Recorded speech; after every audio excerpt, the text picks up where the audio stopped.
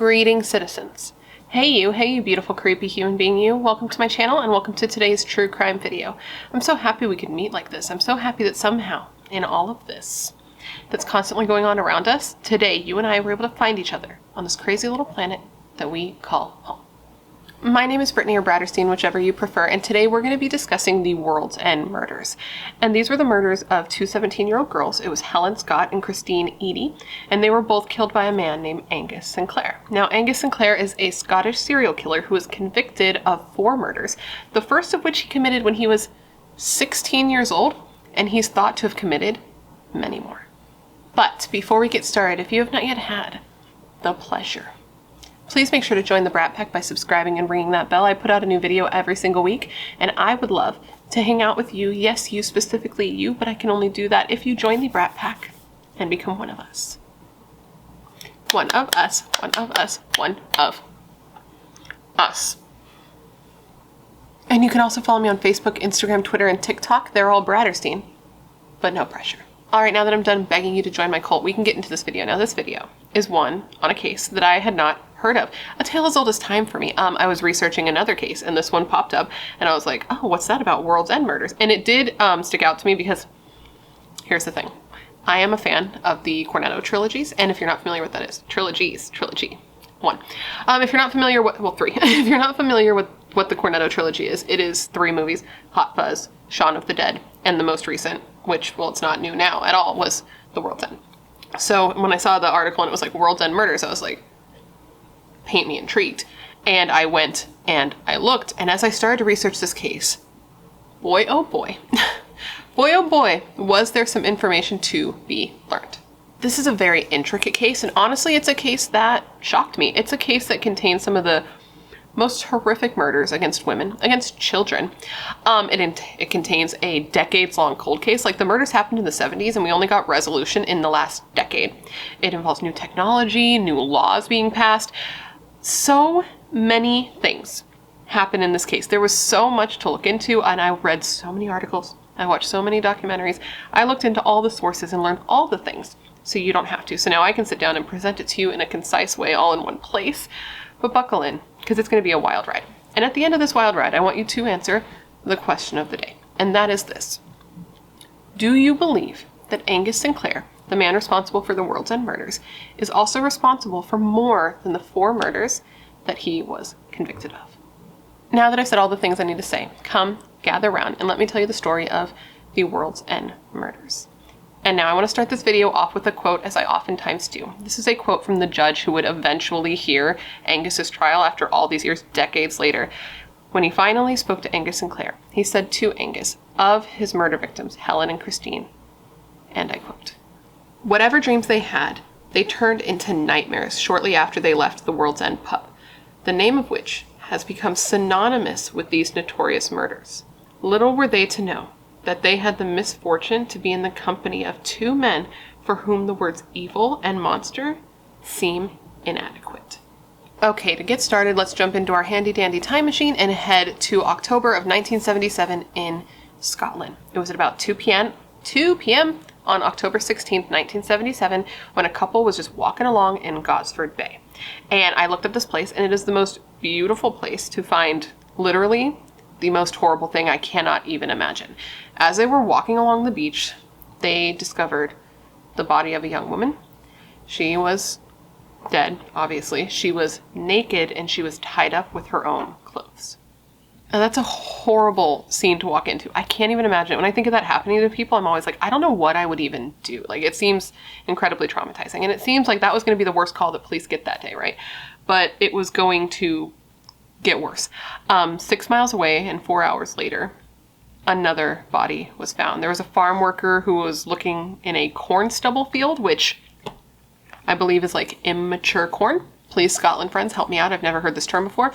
But this farm worker discovered the body of another woman.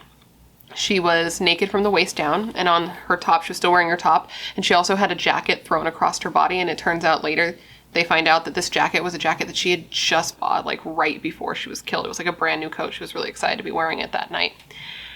She was just left out in the open, and she was tied up. Both girls were just completely left out in the open with no attempt to hide their bodies. They were both stripped and bound with their own clothing, and these two girls were Helen Scott and Christine Eady. Helen and Christine were longtime friends. They had both just recently turned 17, so they were a bit new to socializing in the nightlife, and they were described as both just, quote, beginning to spread their wings. Both girls were said to have come from very loving families and were both described as sort of innocent and maybe naive girls.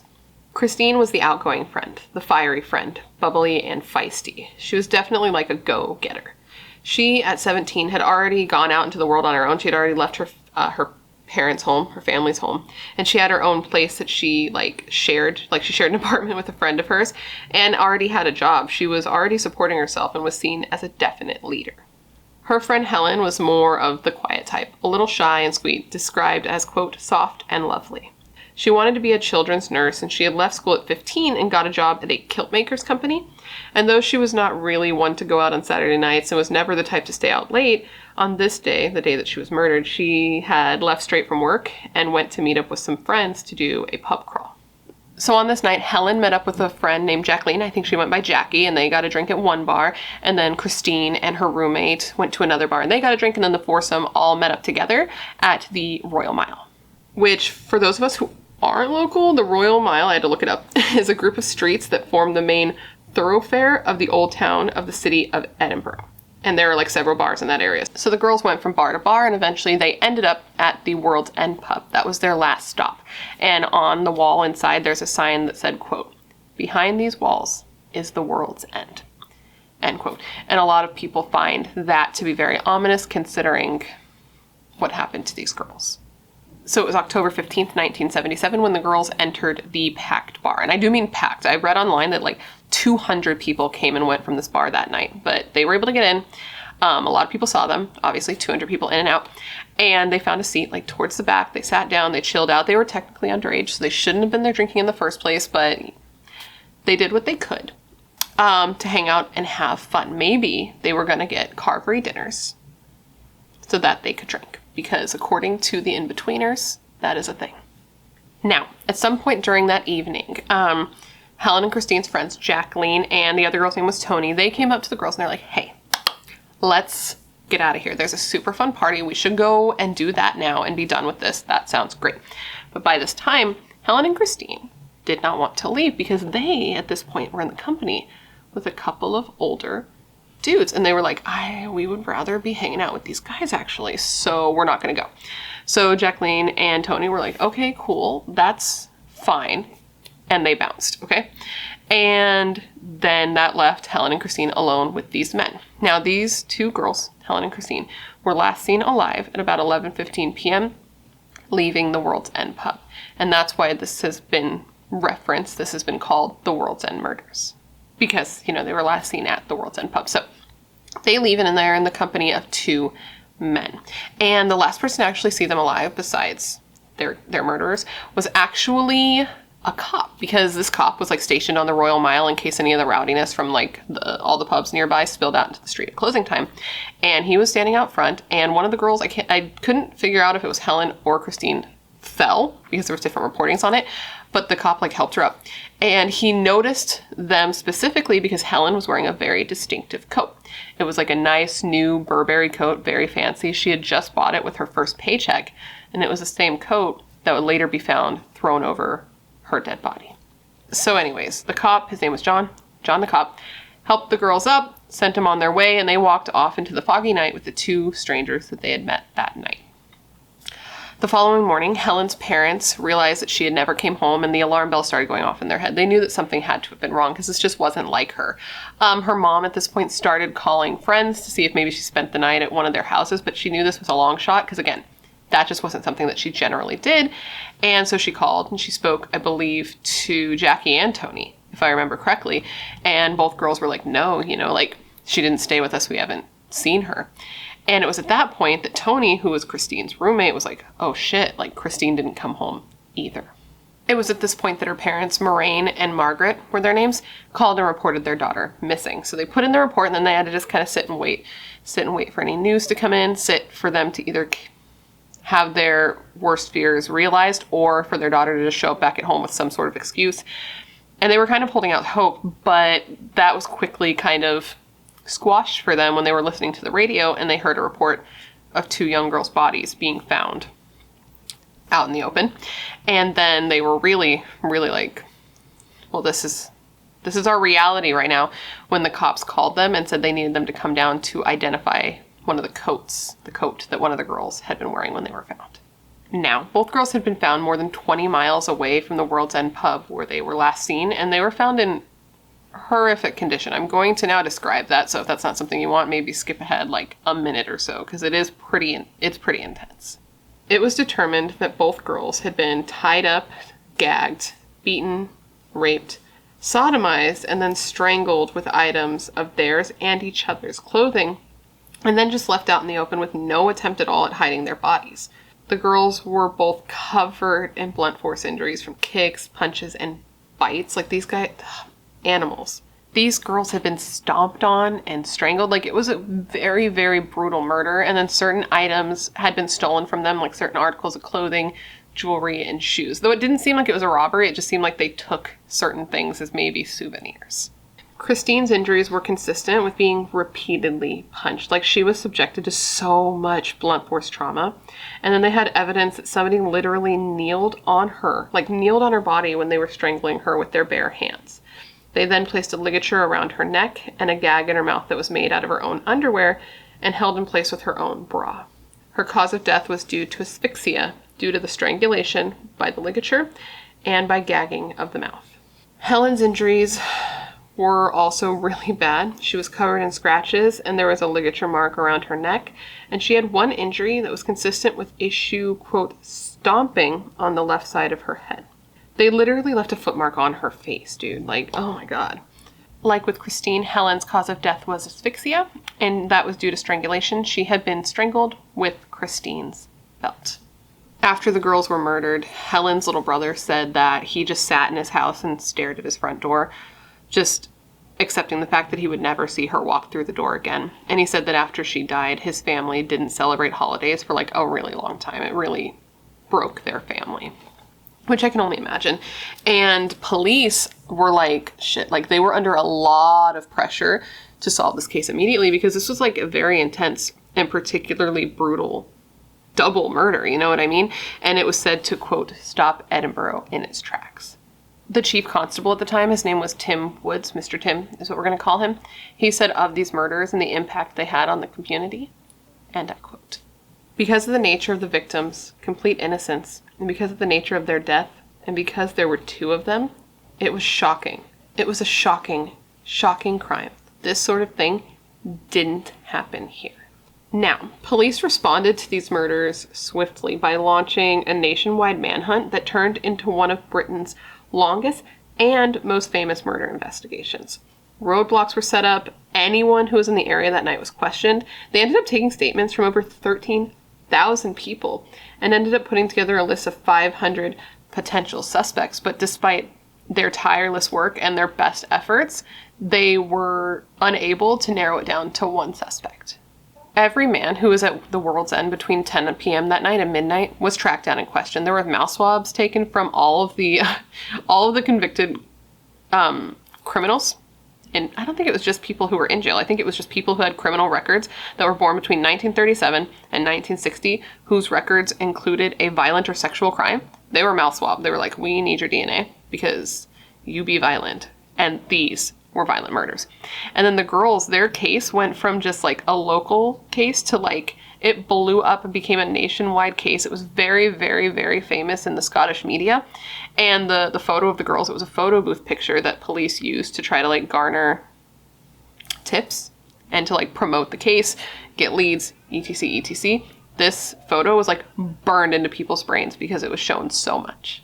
Now, the only real lead that police had is that they believed that 2 men were responsible for the girls' murders for a variety of reasons. One, several people reported seeing the girls leave with 2 men, that they were with 2 men, not 1 man, on the night that they were murdered.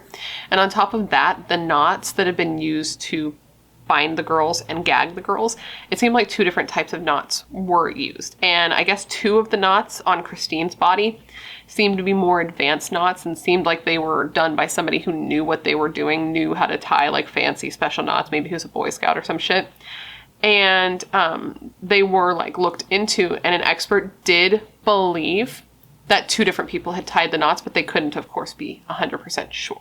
So after about 7 months of investigating this case, the case went cold. It started to cool off a bit because they had looked into every lead that they had. They had followed every trail, every breadcrumb, and it led to nothing, and no new tips were coming in that led them in any new direction. And at that point, they had to they couldn't justify using all their resources on a case that wasn't moving. You know what I mean? Like, new people are murdered every day, so they had to start taking officers off of the World's End case and putting them on other murders. Now, when this happened, DNA science wasn't really a thing. I mean, it was the 70s. Like, what are they going to do with that, right? But the officers in this case had the wherewithal. No. Not wherewithal. I always forget. People always use that wrong. Did you know that? Not wherewithal. They had the presence of mind to take DNA and fibers from the girls from Helen's coat and to save them in case DNA ever caught up with them. Now, it did catch up with them eventually, but it took almost 30 years. The murders happened in the 70s. The DNA was taken. The case went cold, and it stayed cold till like 2004. So almost 30 years. Now that's already sad, right? Like, cold cases are so sad to me. I can't imagine going that long without knowing what happened to somebody you love. And what happens, and what sometimes happens, and what's really sad is that if too much time goes by, not everybody who deserves to have these answers gets these answers. And that's what happened to Helen's mom. Her mom, Margaret, died 12 years after Helen was murdered. She died in 1989 without ever knowing what happened to her daughter. And her husband, Helen's dad, told her on her deathbed that he would find out what happened for the both of them, which is just, I can't even imagine how sad that was. And it took 30 years. And it's not to say that nothing happened in that 30 years, because definitely things did happen. They just weren't able to narrow it down until then, right? Like in I believe it was 1997, there was new advances in DNA, and they were able to take DNA swabs that had been taken from the girls' bodies, like vaginal canals and stuff, and they were able to put it into the database. Not in the database. They were able to take the DNA, and they were able to make a DNA profile. They were able to compare them to each other and realize that both profiles came from the same man. And then they were able to take that profile and compare it against the 500 suspects that they had initially. Because remember I said they had 500? They did that. But there was not a match for any of those 500 men. So they were back to square one. Kinda. Now, in 2003, the show Crime Watch did an episode on the girls' cases. Now, Crime Watch is like a British true crime show where they do reenactments of unsolved cases to try to get like more attention on them. So they do this, and it's broadcast. And after this episode came out, police got so many calls. They got like 100 calls from new witnesses who had been there that night and had not come forward earlier in the investigation. Now, one of these calls was from a man, and this was a man who said on the night that the girls were killed, he was walking in the Gosford Bay area. Now, you remember this is where Christine's body was later found. And he said that he witnessed a van driving erratically. I want you to remember that van for later. As sometimes happens, when this episode of Crime Watch aired, it kind of breathed, new life into the case. You know, they got new tips, things started moving, and the police reached out to FSS, which is the Forensic Science Services, which is essentially like a governmental agency that provides forensic sciences to police departments that need it. They were hoping that FSS could help them find a match for the DNA that they took off the girl's body. So they took the profile, they put it into the database, they ran the numbers, boop, boop, boop, and they didn't get a match. They didn't get a perfect match, like something conclusive, but they did find that the DNA was a partial match to 200 different people. Now, eventually they were able to narrow down this list to one person in 2004. And the way that they did it is wild, and we're going to get into that a little bit later. But this was a man who was no stranger to the Royal Mile. He lived within walking distance in Edinburgh at the time of the murders. He was also a man with a long history of violence against women. A man who, at the time that they linked him to these murders, he was in jail. At the time, already serving life for another murder. Another thing we're going to get into a little bit later. And this was a man named Angus Robertson Sinclair. Angus Sinclair was born to parents Mary Sinclair and Angus Sinclair Sr. And there's nothing in Angus's childhood that like totally gives us insight into what he would become later. Things were like kind of tough, but they weren't like insanely tough. You know, it wasn't like I'm going to become a serial killer tough. Not from what I can tell. He was born June 7th, 1945, and he was the youngest with an older brother and an older sister. And his family was considered to be hardworking, but didn't have like a lot of money, so the area that they lived in wasn't the best. It seemed like there was a good amount of crime happening around him, but that could be said for lots of kids. He was a bit on the small size for his age, and he was, because of that, a bit of a target for bullies. There were probably other reasons as well, but he was a target for bullies. So that is already tough, I will say that, because like no kid deserves that. And on top of that, his father did die when he was only 4 years old, so now he's from a family where he doesn't have both his parents. Therefore, his mom had to work twice as hard and twice as often to get enough money to support herself and her 3 kids, you know. So due to this, there wasn't really anyone at home to sort of discipline the kids often and keep them in line. But with that said, he had a brother and a sister who did not turn into murdering dickheads. So where is the issue here? Angus was a bit of a weird kid. When all the other kids would like play in the yard, Angus would just sort of hang back and watch. He was an observer, a people watcher, not a participator. Partly by choice and partly because the other kids thought he was kind of a nerd and they didn't want to party with him. Shortly before his 13th birthday, he started at St. George's Road Secondary School. And I'm not totally familiar with what secondary schools are. Like, do kids live there? Like, I tried to look it up. This school has since been demolished, so I couldn't find a lot of information on it. Like, my answers were not clearly answered. My questions were not clearly answered. So let me know what the situation is, because I don't think we have those here. If we do, I've never seen one, heard of one, been to one. Moving on. Anyways, his time there was not fun. He didn't have a good time. He was there for a long time. Not a good time. Like, the boys, like I said, they picked on him. He was bullied a little bit. And though he was interested in girls, they were not interested in him. They thought he was like a weird little dude. He was described as a failure, both socially and academically, which, like, ouch. Well, not ouch, because he does grow up to be kind of a dickhead, but we can feel bad for the child without feeling bad for the adult they become, right? That's something that people need to learn how to do, because it sucks that kids have to go through things like that, but we can't sympathize. Well, I mean, you can do whatever you want. I don't sympathize with murderers because that's lame, right? But anyways, one psychiatrist who examined Angus when he was younger said that he was, quote, not a simpleton, but below average intellectually. That's a loose quote, because I know I messed it up. So he just wasn't having a great time, as I'm sure you can gather from the things that I said. And as soon as he was legally able, in 1960, he dropped out of school and he got a job as a van boy, which I had to Google because I was like, what the fuck is a van boy? And it's basically a boy. It's not funny. It's a boy who rides around in a van and helps like deliver goods with the van driver. 6 months later, 6 months after leaving that school and getting that job as a van boy, that's when he would start his career of sexually assaulting women, girls, female creatures, whatever. It first started when he was 15 years old, and he was arrested for lewd practices against an 8-year-old child. Okay? And he was given a slap on the wrist for this. He was given 3 years probation, which is not enough. I don't care if you're 15. Like, that's... If you're willing to do something like that, something's gotta give. Something needs to be done. And allegedly, this gave him the confidence to go on to do what he did next. This lack of repercussions for what he did when he was 15 years old. That same year, the same year that he was arrested for sexually assaulting, indecently assaulting an 8-year-old child, he was arrested and pled guilty to culpable homicide. Now, culpable homicide varies like from place to place on what it means, but essentially it seems like it means involuntary. But let me tell you what he involuntarily did. When Angus was 16 years old, he involuntarily, quote unquote, air quotes, F that guy, was arrested for the murder of 7-year-old Catherine Rehill, a 7-year-old child, and he served 6 years for this. He sexually assaulted and then strangled her to death in his family home before throwing her body down the stairs, claiming to police and her family that she was in a terrible accident. And for this, he was convicted of culpable homicide and given only 10 years and served only 6.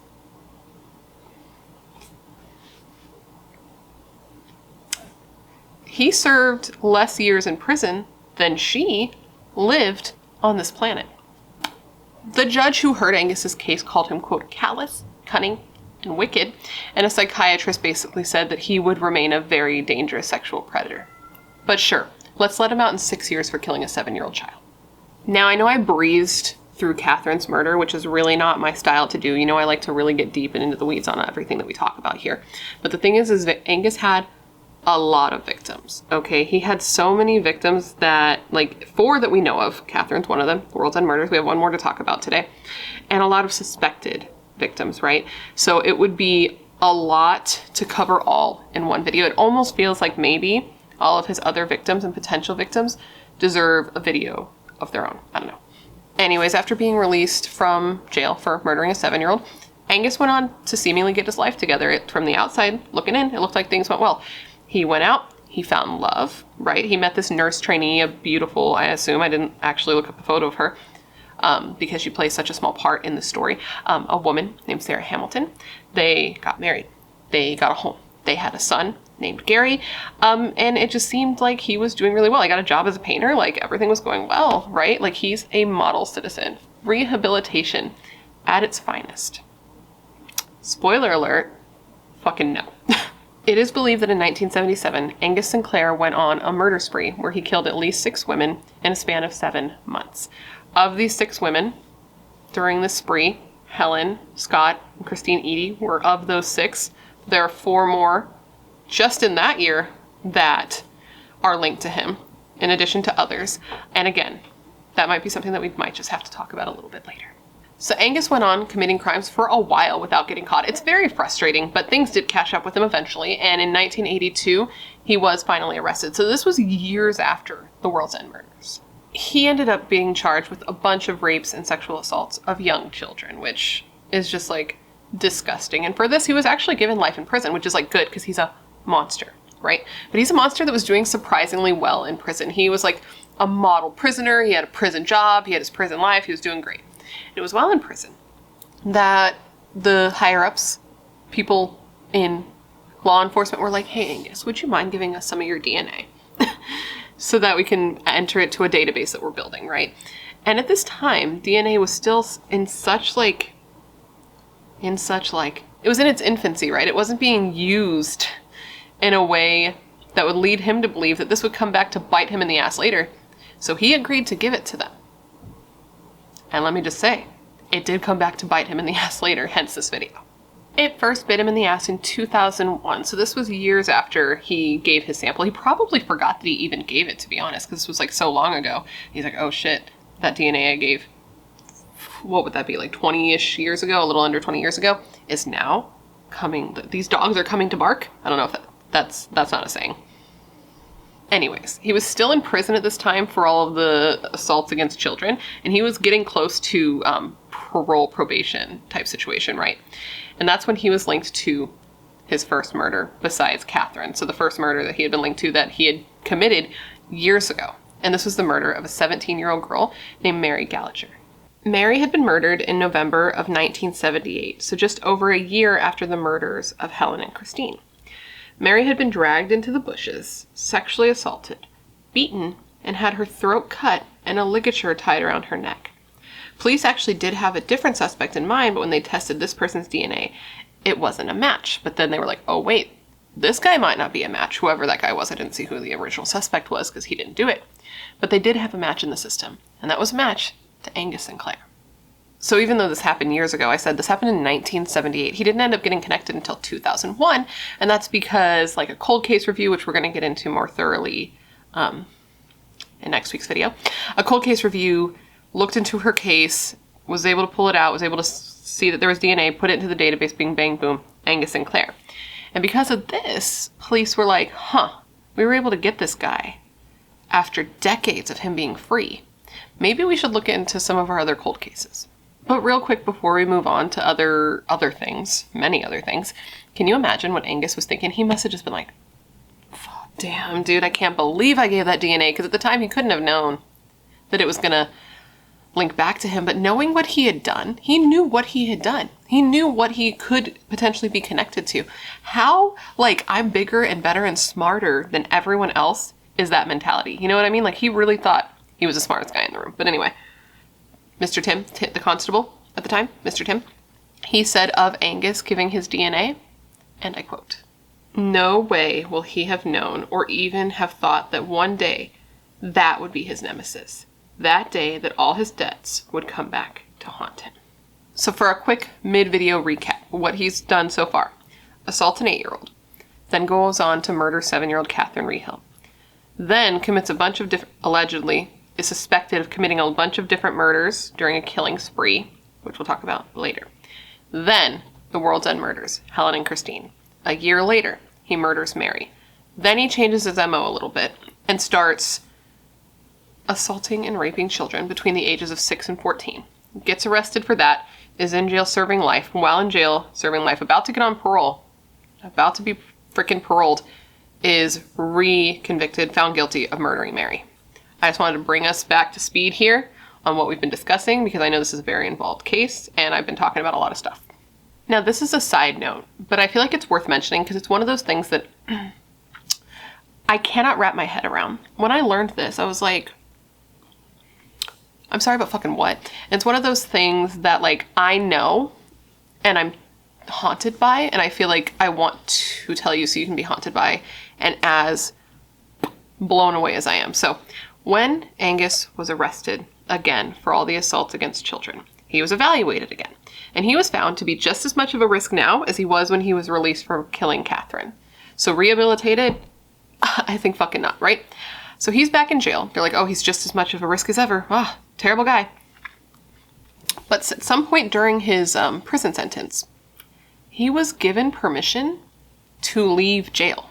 Now, this is going to blow your mind. I don't know the logistics of this because I don't believe this is something we really do here. I mean, I know that I've heard of people being released for like special, like dire occasion, special occasion, like serious shit. But he was released to go to a boat festival in Port Saul. Okay, the convicted child rapist and child murderer was allowed to leave to go to a boat festival, unsupervised for part of the time, where he ran a booth selling what? What do you think he sold at this booth? Children's toys.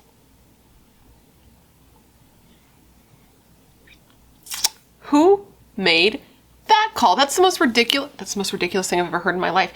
And I did read that there were no reports of any children being hurt at that time. But like, bro, come on. And after this, the prison system was like, oh, we need to, do a rigorous assessment of prisoners before we let them out. Like, no shit. Maybe we should have been doing that from the beginning. Maybe we shouldn't be letting child rapists and freaking murderers out around kids. And definitely don't let them sell children's toys. I'm not a professional here, but that just seems like common sense. I'm sorry. So now that I've told you that ridiculous bit of information and caught you up on where we are in this case, we can get back to 2004. And this is where Angus was linked with the murders of Christine and Helen. And this is where things get very interesting. Like, it's already interesting, don't get me wrong, but this is where it gets very interesting. The way he got caught, his trial, all of that is like, wow. So in 2004, 3 different Scottish police forces joined together to like create a task force that was like a team of over 60 different retired officers, and their focus was reviewing unsolved murders from the 70s. And this force was headed by Mr. Wood. You remember Mr. Wood, the constable guy? And they called this Operation Trinity.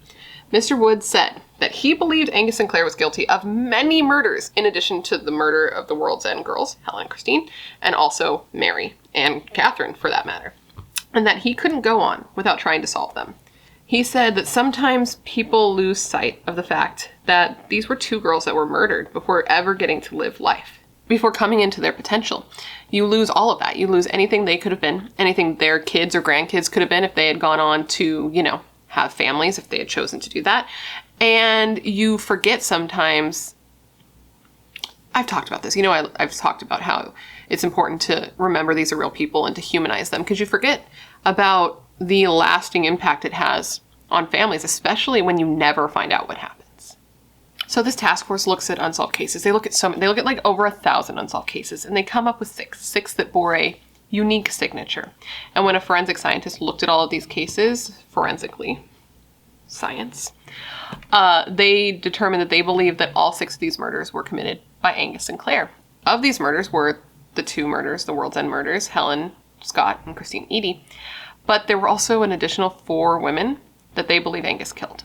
This was Frances Baker, Hilda McCully, Agnes Cooney, and Anna Kenny. Now, The problem was there was no DNA evidence, at least nothing that conclusively linked them, because the forensic evidence in these cases, after all these years, bro, had been lost or destroyed. I know, dude, it's so fucked. It's so frustrating to think of evidence being lost or destroyed in a cold case. It's like your negligence has made it so these cases aren't solved. You know what I mean? Especially if they did have DNA and it could now be linked, like, unforgivable. But anyways, they were convinced that he was connected even though they didn't have any DNA because of the specifics of their crimes. My brain turned off. Of course, this baby's stealing my brain cells even from outside the womb. Basically, all the cases had similarities that were important based on how they were killed, where they were abducted from, where they were dumped, and the specifics of how they were killed, how they were bound, how they were gagged, things like that. I don't work in that kind of field, as you know. But you know that it's a science. You know it's a science. I know it's a science. I don't know the science. I don't work there, but it's a science. But anyway, Operation Trinity takes their findings and they're like, okay, let's write a report for the Crown. So they do just that. They're like, dear Crown, we think Angus Sinclair killed all 6 of these women. We would like to take him to trial for all 6 of these women. Here's what we have. All of their crime scenes, all of their murders, striking similarities, okay, that are all similar to each other, but aren't similar to any other cases or any groups or any other people. We believe this is our evidence that it was Angus. Let's put him in jail because he did it. We think he did it. So let's at least try. And the report specifically said, because that was like my loose interpretation of what it said, was, and I quote, they were all young women who had been out for the night. They had all disappeared off the streets. They had all been transported a distance. They had all been bound in exactly the same way or very similar ways. They had all been assaulted and murdered in very, very similar ways. Now, the Crown did end up deciding that they did not want to prosecute Angus for the murders of Frances, Hilda, Agnes, and Anna for a couple of reasons. One big one, well, 2 of them are big ones. One, the lack of forensic evidence. There was nothing that actually linked Angus to these murders conclusively. There was a lot of like, this definitely looks like it's him, but they didn't feel comfortable prosecuting on that. And 2, and this is messed up, man, this is real messed up. One of these 4 murders was technically solved. A man named Thomas Ross Young had been arrested for the murder of Francis Baker, and though he tried to appeal several times, he died in prison in 2014 at the age of 79. Now, I don't know a lot about him. I mean, I know a little bit about him. He didn't seem great. But if he didn't kill her and Angus did, that's pretty fucked up. Okay, so moving on. Angus was arrested and charged with the rapes and murders of Helen Scott and Christine Eady in March of 2005. And when he appeared in court, he did not enter a plea and he was remanded into custody. Now, police had DNA evidence that proved that Angus committed these crimes. Obviously, semen had been found inside both girls, and a mixture of Angus's semen and DNA from Helen was also mixed together on Helen's coat. Like, there was a large sample in Helen's coat, along with a sample from a second man. Stay with me here. Remember, the girls were seen leaving with 2 men. The knots that were used seemed to be tied by 2 men, and now with the DNA of another man, it's looking like Angus did not do this alone. Now, remember I told you that we were going to get into how police were able to narrow it down to Angus's DNA in the first place. Well, they ended up doing it in a way that was inspired by another case. This is a case that was happening in London in 2006, and this was the murder of a boy named Adam. And Adam wasn't his real name. It was his sort of John Doe name that was given to him. And Adam was an African boy whose torso was found floating in Thames. Now, I haven't looked into this case exclusively. Stephanie Harlow did do a series on this case that's very well done, so if you want to learn about it, I would suggest go and watch that, because it's not the case we're talking about today. Whoops. And no one does it quite like Miss Harlow. So basically what happened is investigators in Adam's case and investigators in the World's End case, they spoke. They got in contact with each other. And the investigators on Adam's case were like, hey, you should use this ancestry DNA technology that we've been messing with, you know? You should use this on the DNA found at the World's End murder scene, because that's what we used on Adam's case, and that was successful. Okay? Okay. So they did just that. They created a genetic fingerprint of Angus Sinclair based on DNA that he had in the system, And they were like, okay, so we know who one of the people are, but there's other DNA at the scene. Like, we didn't know this throughout the video. Like, I hadn't told you, but police knew this the whole time, that there were 2 genetic profiles on the girls. So they were like, here's what we need to do. We need to figure out who Angus was close with at the time. So they looked into all the men, any men that Angus knew at the time. And through process of elimination, they landed on a man named Gordon Hamilton. This was the brother of Angus's wife. Remember, he married Sarah Hamilton? Gordon Hamilton, his brother-in-law.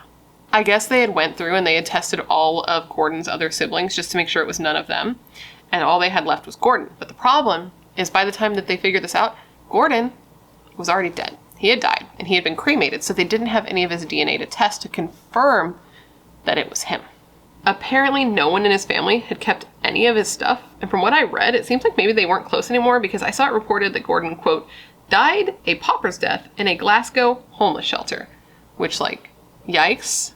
But so since they didn't have any of his DNA to test, police had to get creative, and they learned through science that Gordon had actually helped an old girlfriend remodel and had put up like foam and wallpaper or something that might have his DNA on it. So they go to her house, they remove this piece that he worked on, and bing, bang, boom. They got his DNA, and it was a match. Gordon Hamilton was the other person who helped Angus Sinclair commit the World's End murders. So it appears the 2 older men that the girls were seen leaving the World's End pub with that night were Angus and Gordon. And I'm like 99% sure that the cop who had helped them, John the cop, had actually seen photos of the men when they were younger and was like, yep, that was them.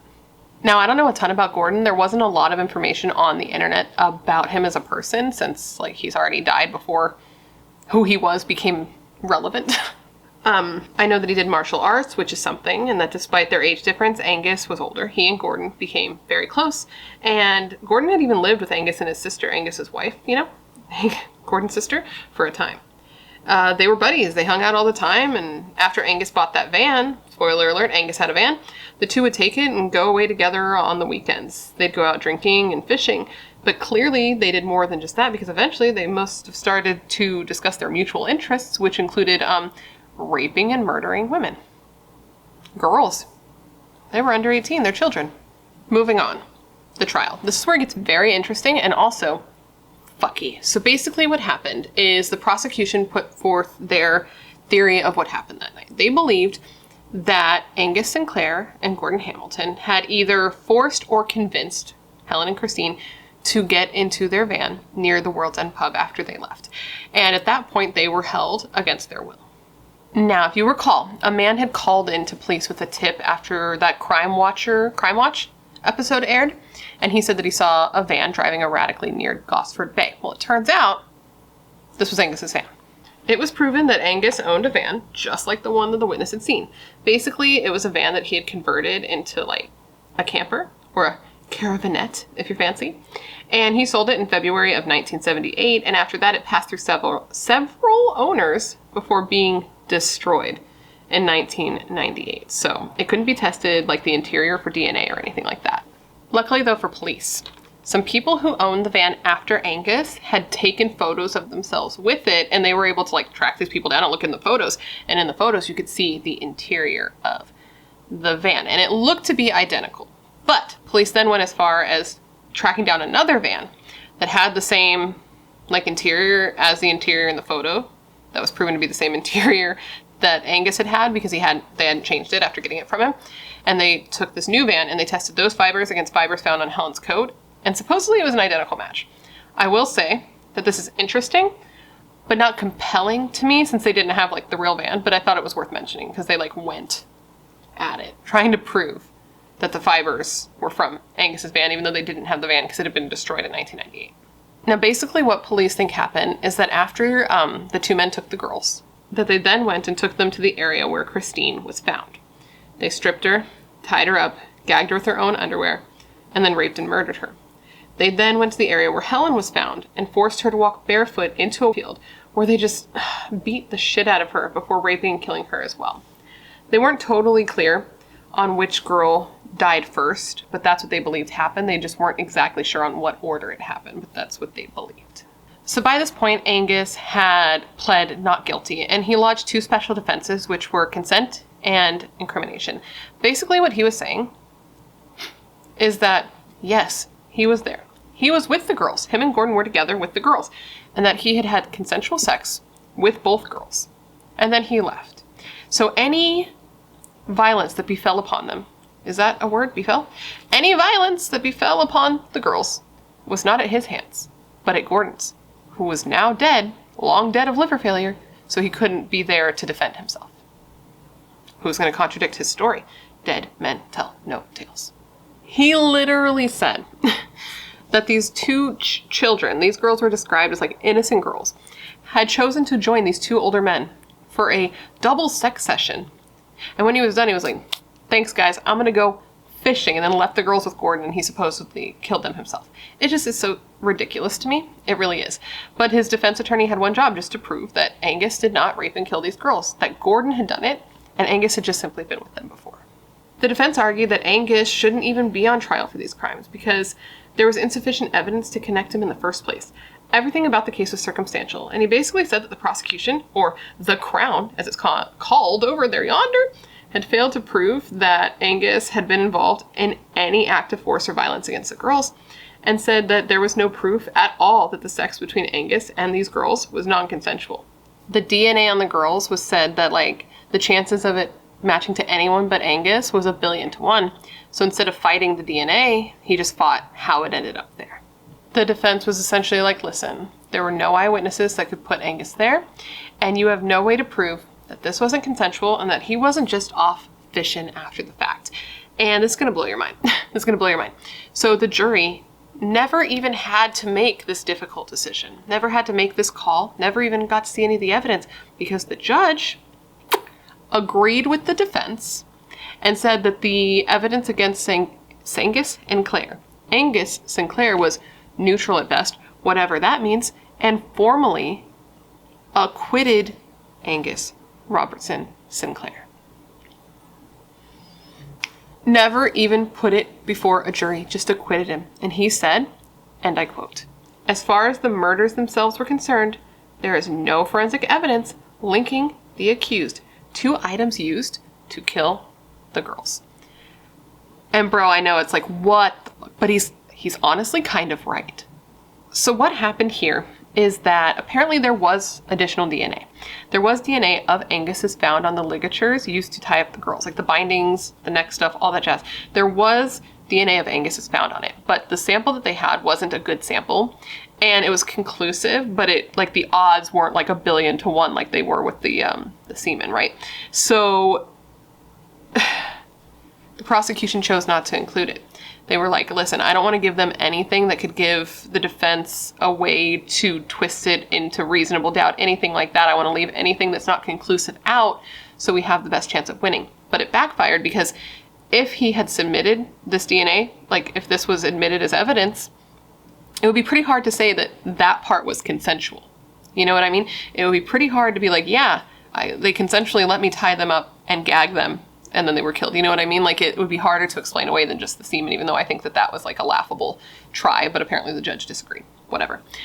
And if he had submitted the DNA on the ligatures and things like that, the defense couldn't have said there was insufficient evidence. So at least there would have been a trial. The jury could have at least heard what happened and made their decision. But he was acquitted. He was acquitted. And what's real fucked up, and I actually think this was the defense kind of throwing some shade, rubbing some salt in the prosecution's wounds. The defense said to the judge, like, listen, if there was like DNA on a ligature or something, then I couldn't even stand here and say this, but there's not. And it's just so messed up, dude, because this like destroyed their families, right? I mean, Maureen, remember, Helen's dad promised Helen's mom, Margaret, that he would like get who did this to their daughter. And now he's left like broken because he was acquitted. That's it, double jeopardy. That's it. Like, he got away with it. Or did he? And the police who worked on this case were super upset. Operation Trinity, super upset because they felt that they had put together enough evidence and put together a good enough case to prove who had done this. And they had no plans to reopen the case because they knew who had committed the crimes. Like, what are we going to do, open the case and try to find somebody who doesn't exist? No, Angus Sinclair did this. Mr. Wood, you remember the constable? He said of the prosecution's decision to exclude that evidence, and I quote, "I still don't understand why that supporting evidence was not led. And I mean, while I can't speak for every police officer in Scotland, I certainly know that for those who are on the investigation with me and who are still serving officers and can't speak openly about this, there is still an amazement that it wasn't done. This ruling was very controversial and everyone came out talking about it. Like a former high court judge, which is like pro judge, I guess. I don't really know. I'm not familiar. I'm not from Scotland, but he came out and was like, listen, I think we need to have some legal reform here, because I feel like if a judge is put in a position where they have to make such a difficult decision, like in this case, maybe they should be able to consult with other judges to get a second opinion before making their decision. They were like, listen, basically this is a wrong fucking decision, and maybe we should make it so multiple people make a decision when it's something that's serious. And the same judge was also like, also, maybe we should, again, have some reform in the legal system where prosecutors can appeal a judge's decision and not just a jury's decision. So he was like, this was all wrong and we need to do something about that so it doesn't happen again. Now, something I found to be very interesting and noteworthy in this case was honestly all of the absolute drama between the judges and the lawyers in this case. So basically, when that one judge came out and was like, legal reform, the prosecutor on the case, the one who was trying to get Angus in jail, was like, she was a woman, by the way. I think that matters. And she was like, yes, 100%, I agree with that. We should be able to appeal judges' decisions if we think that they are not chill. And the judge that she was talking about, like the one who made the decision, and like other big time judges were like, hold my beer. And they basically came out and they were like, judges' decisions need to be respected, and basically scolded the prosecutor for speaking openly about being for the reform, and was essentially like, you can have your opinion privately, but you don't need to be speaking publicly about not agreeing with judges. And I was like, okay, first off, I'm paraphrasing because the article I read about that had a lot of large words, but I was like, can we all calm down here? But I thought it was very interesting to read. Just the drama, man. And another thing that came out in this case was the conversation around whether or not a person's prior criminal history should be admitted as evidence in new trials. And that is important because it applies to this case. Now, the reason this matters in this case is because to us, to those who know what Angus Sinclair has done, it seems very obvious that he did this, that he committed these murders, right? When you look at what he did to Catherine, what he did to Mary, what he did to all of those kids, it proves he is a murderer and a serial sex offender. Like when you look at it with the totality of evidence, plus his history, it seems very clear that he did this. But the jury wasn't privy to that. Not like it would have mattered because the jury didn't hear the evidence, but no one knew. The public, no one had any idea that Angus Sinclair was a convicted murderer and serial rapist until after he had been acquitted. And then everybody found out. And everyone was fucking pissed. People were very upset because they were seeing this as a obviously guilty man getting away scot-free. Because, like, could his version of events have happened? Sure, but did they? No, obviously they didn't. Like, that doesn't make any sense. And on top of that, like, he had been acquitted. Double jeopardy law is there for a reason, right? Because you don't want your government to be able to try to put you in jail for something and not get the result that they want, and then try you over and over again until they get the result they want, right? But also double-edged sword, because with double jeopardy as it stood, if new evidence was found that conclusively linked you to a murder that you had been acquitted for, like, sucks to suck, I've already been acquitted, I'm a free person, you can do nothing. People were not satisfied with this. So what ended up happening, and this is absolutely wild, is they changed the double jeopardy law. And I'm like fairly certain, like 99% sure that it was because of this case. I could be wrong, but from the way it was worded and the things that I read, it seems like this case pushed them towards actually changing this law.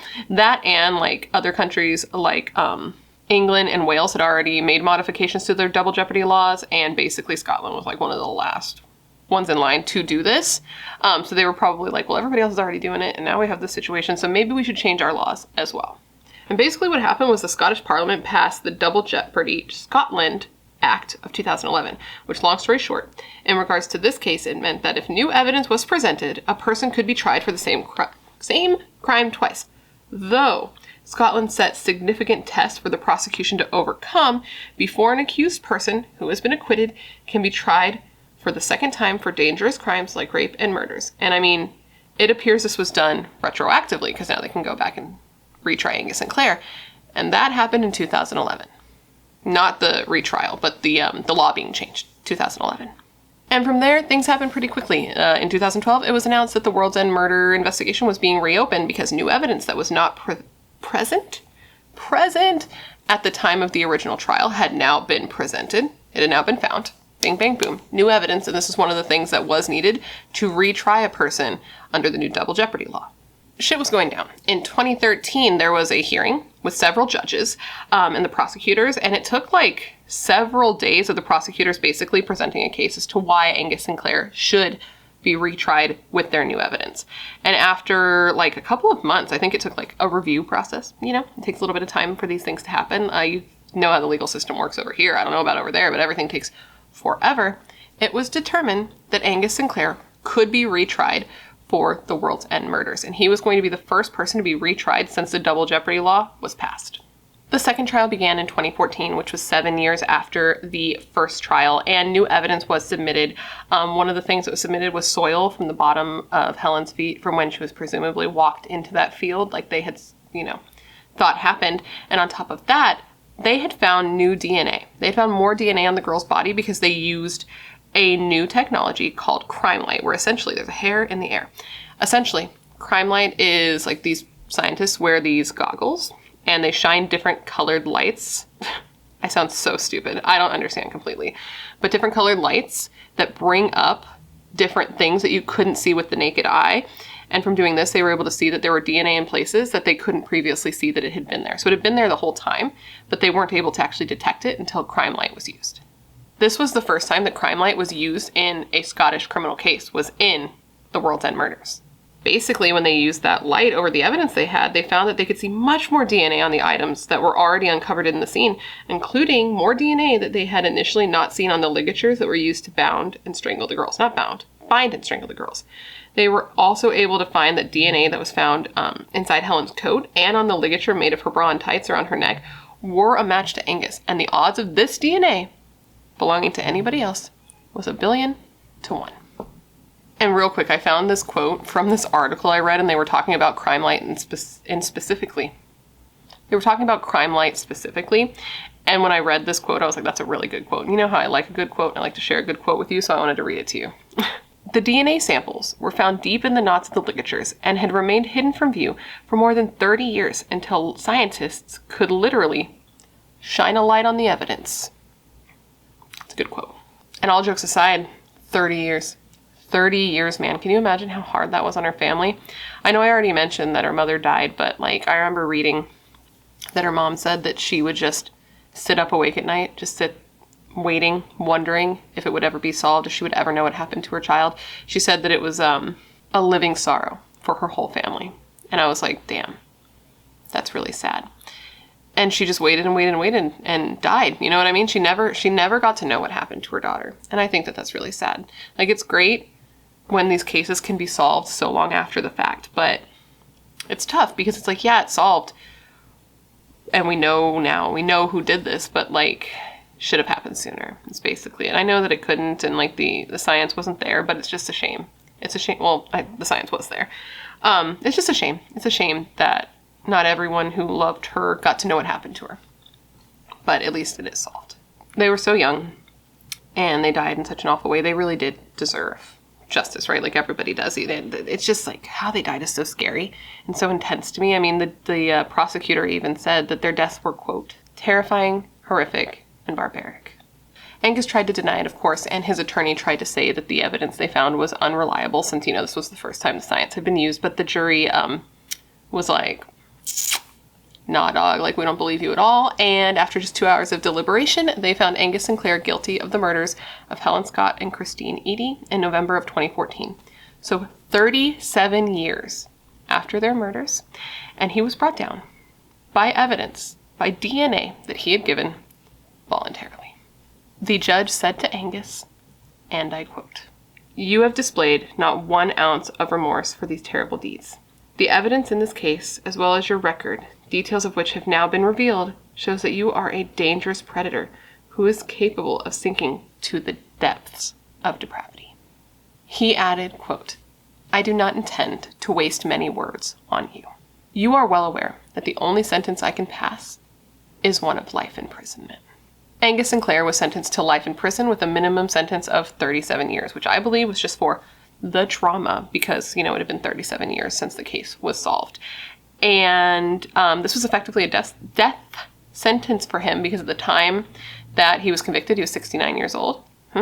And he would be 106 before he'd be eligible for parole. So, and fun fact, or just fact, this was like the longest minimum sentence in Scottish history at the time. It might still be, but it was at the time. The prosecutor said of Angus's conviction, and I quote, "Thankfully, justice has no sell-by date in Scotland." To which I say, this doesn't even sound like a real person. This doesn't sound like a real quote. It sounds like this guy, girl, person, has been watching too many movies. After the guilty verdict was given, Helen's family did speak to reporters, and they said that they finally had justice for Helen and Christine. And Helen's dad, Moraine, remember? He was like in his 80s by this time, and he talked to reporters about how he promised his wife that he would get the guy who did this to their daughter. And he said that at the time, he had no idea if and how he was going to actually make that happen. He also said that he thinks about Helen every day, that he wondered what she'd be doing with her life, if she would have gotten married, if she would have had kids, if he'd have grandkids. That's sad, just to think about her all the time.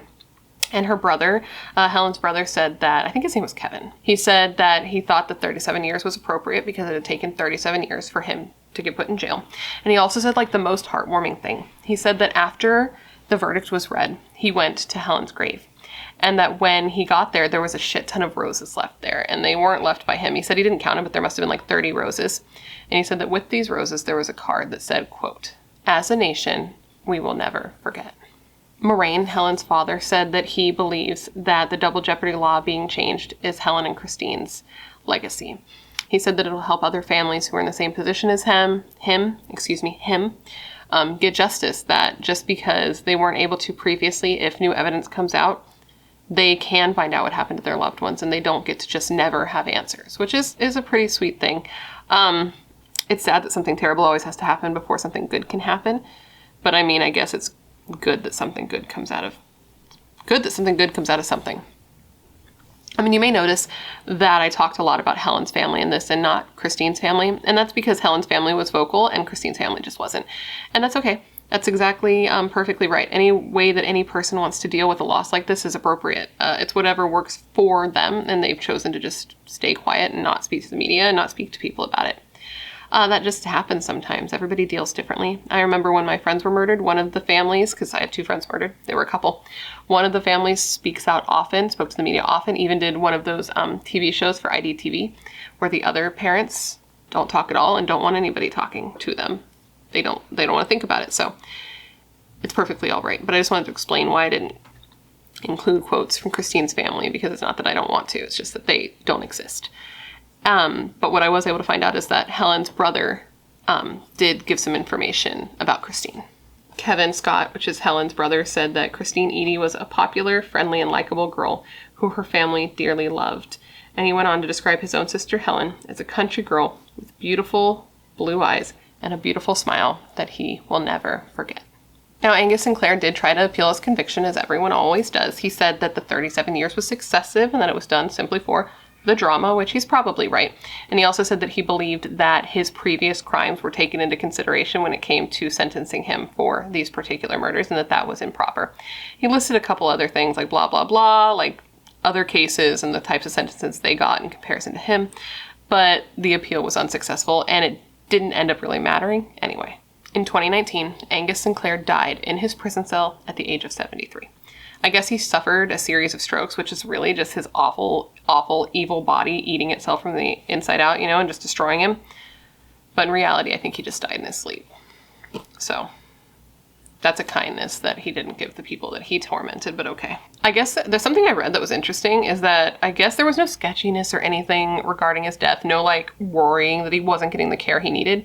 But whenever a prisoner dies in jail, they do a fatal incident inquiry where they look into it and make sure that nothing happened, and family members can be part of that to confirm that their family member was treated fairly. And they reached out to Angus's family and was like, would you like to participate in this? And they were just like, no, we do not claim him.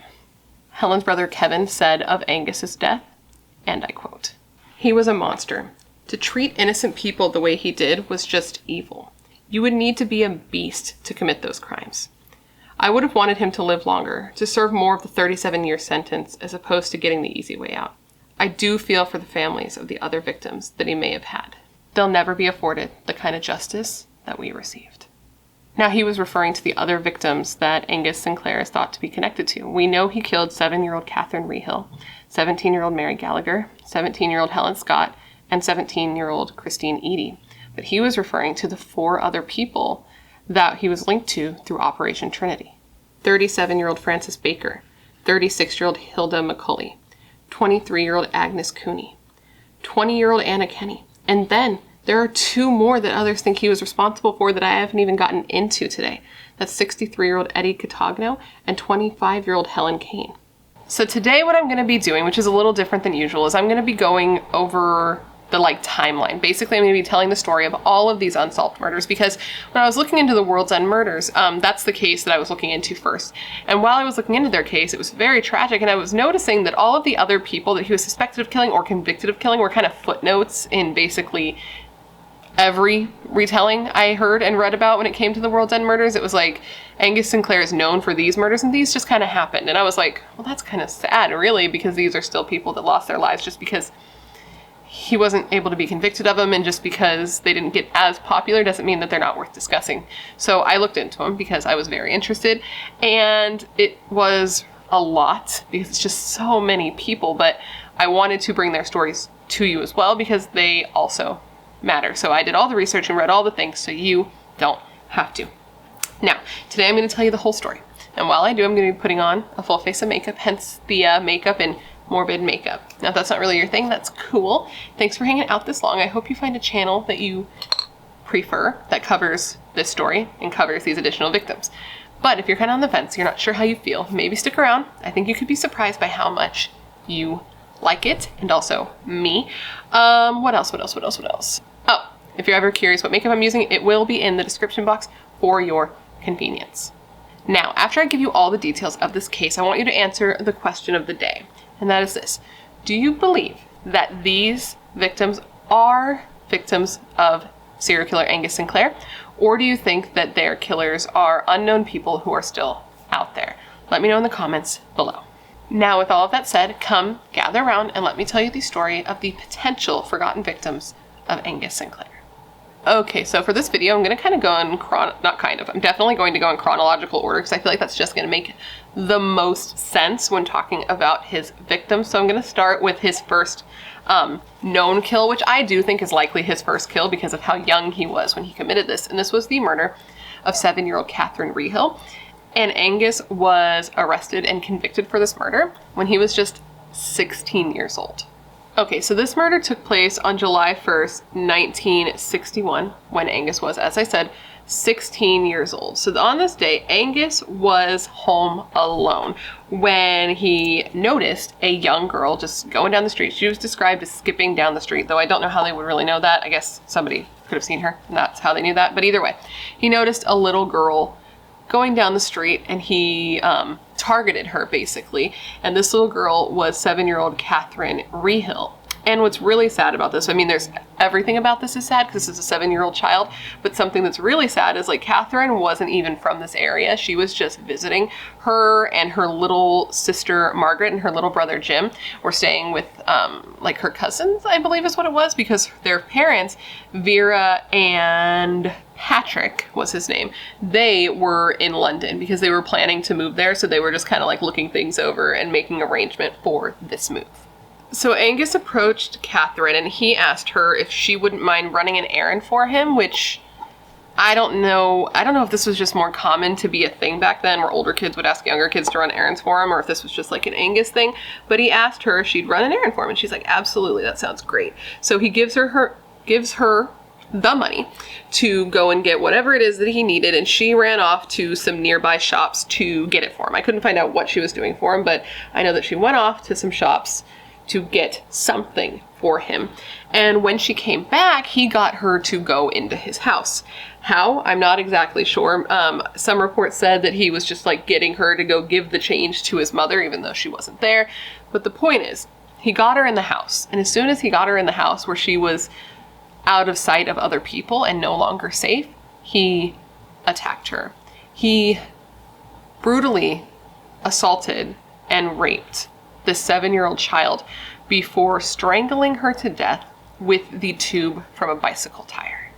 Now that's already horrible, right? Like that's unfathomable. But what makes it even more messed up to me is that in the middle of committing this assault, somebody came and knocked on his door. Like a neighbor came over and he was able to like turn himself off, go down, answer the door, talk to the neighbor and get them to leave, and then went back up to finish the job he was doing. Like that is just, to be able to do that, to be able to turn it on and off like that at 16 years old is just like wild to me. I guess it's possible that he like was freaking out, but the neighbor didn't say that he seemed weird. Said that he seemed totally normal, totally fine.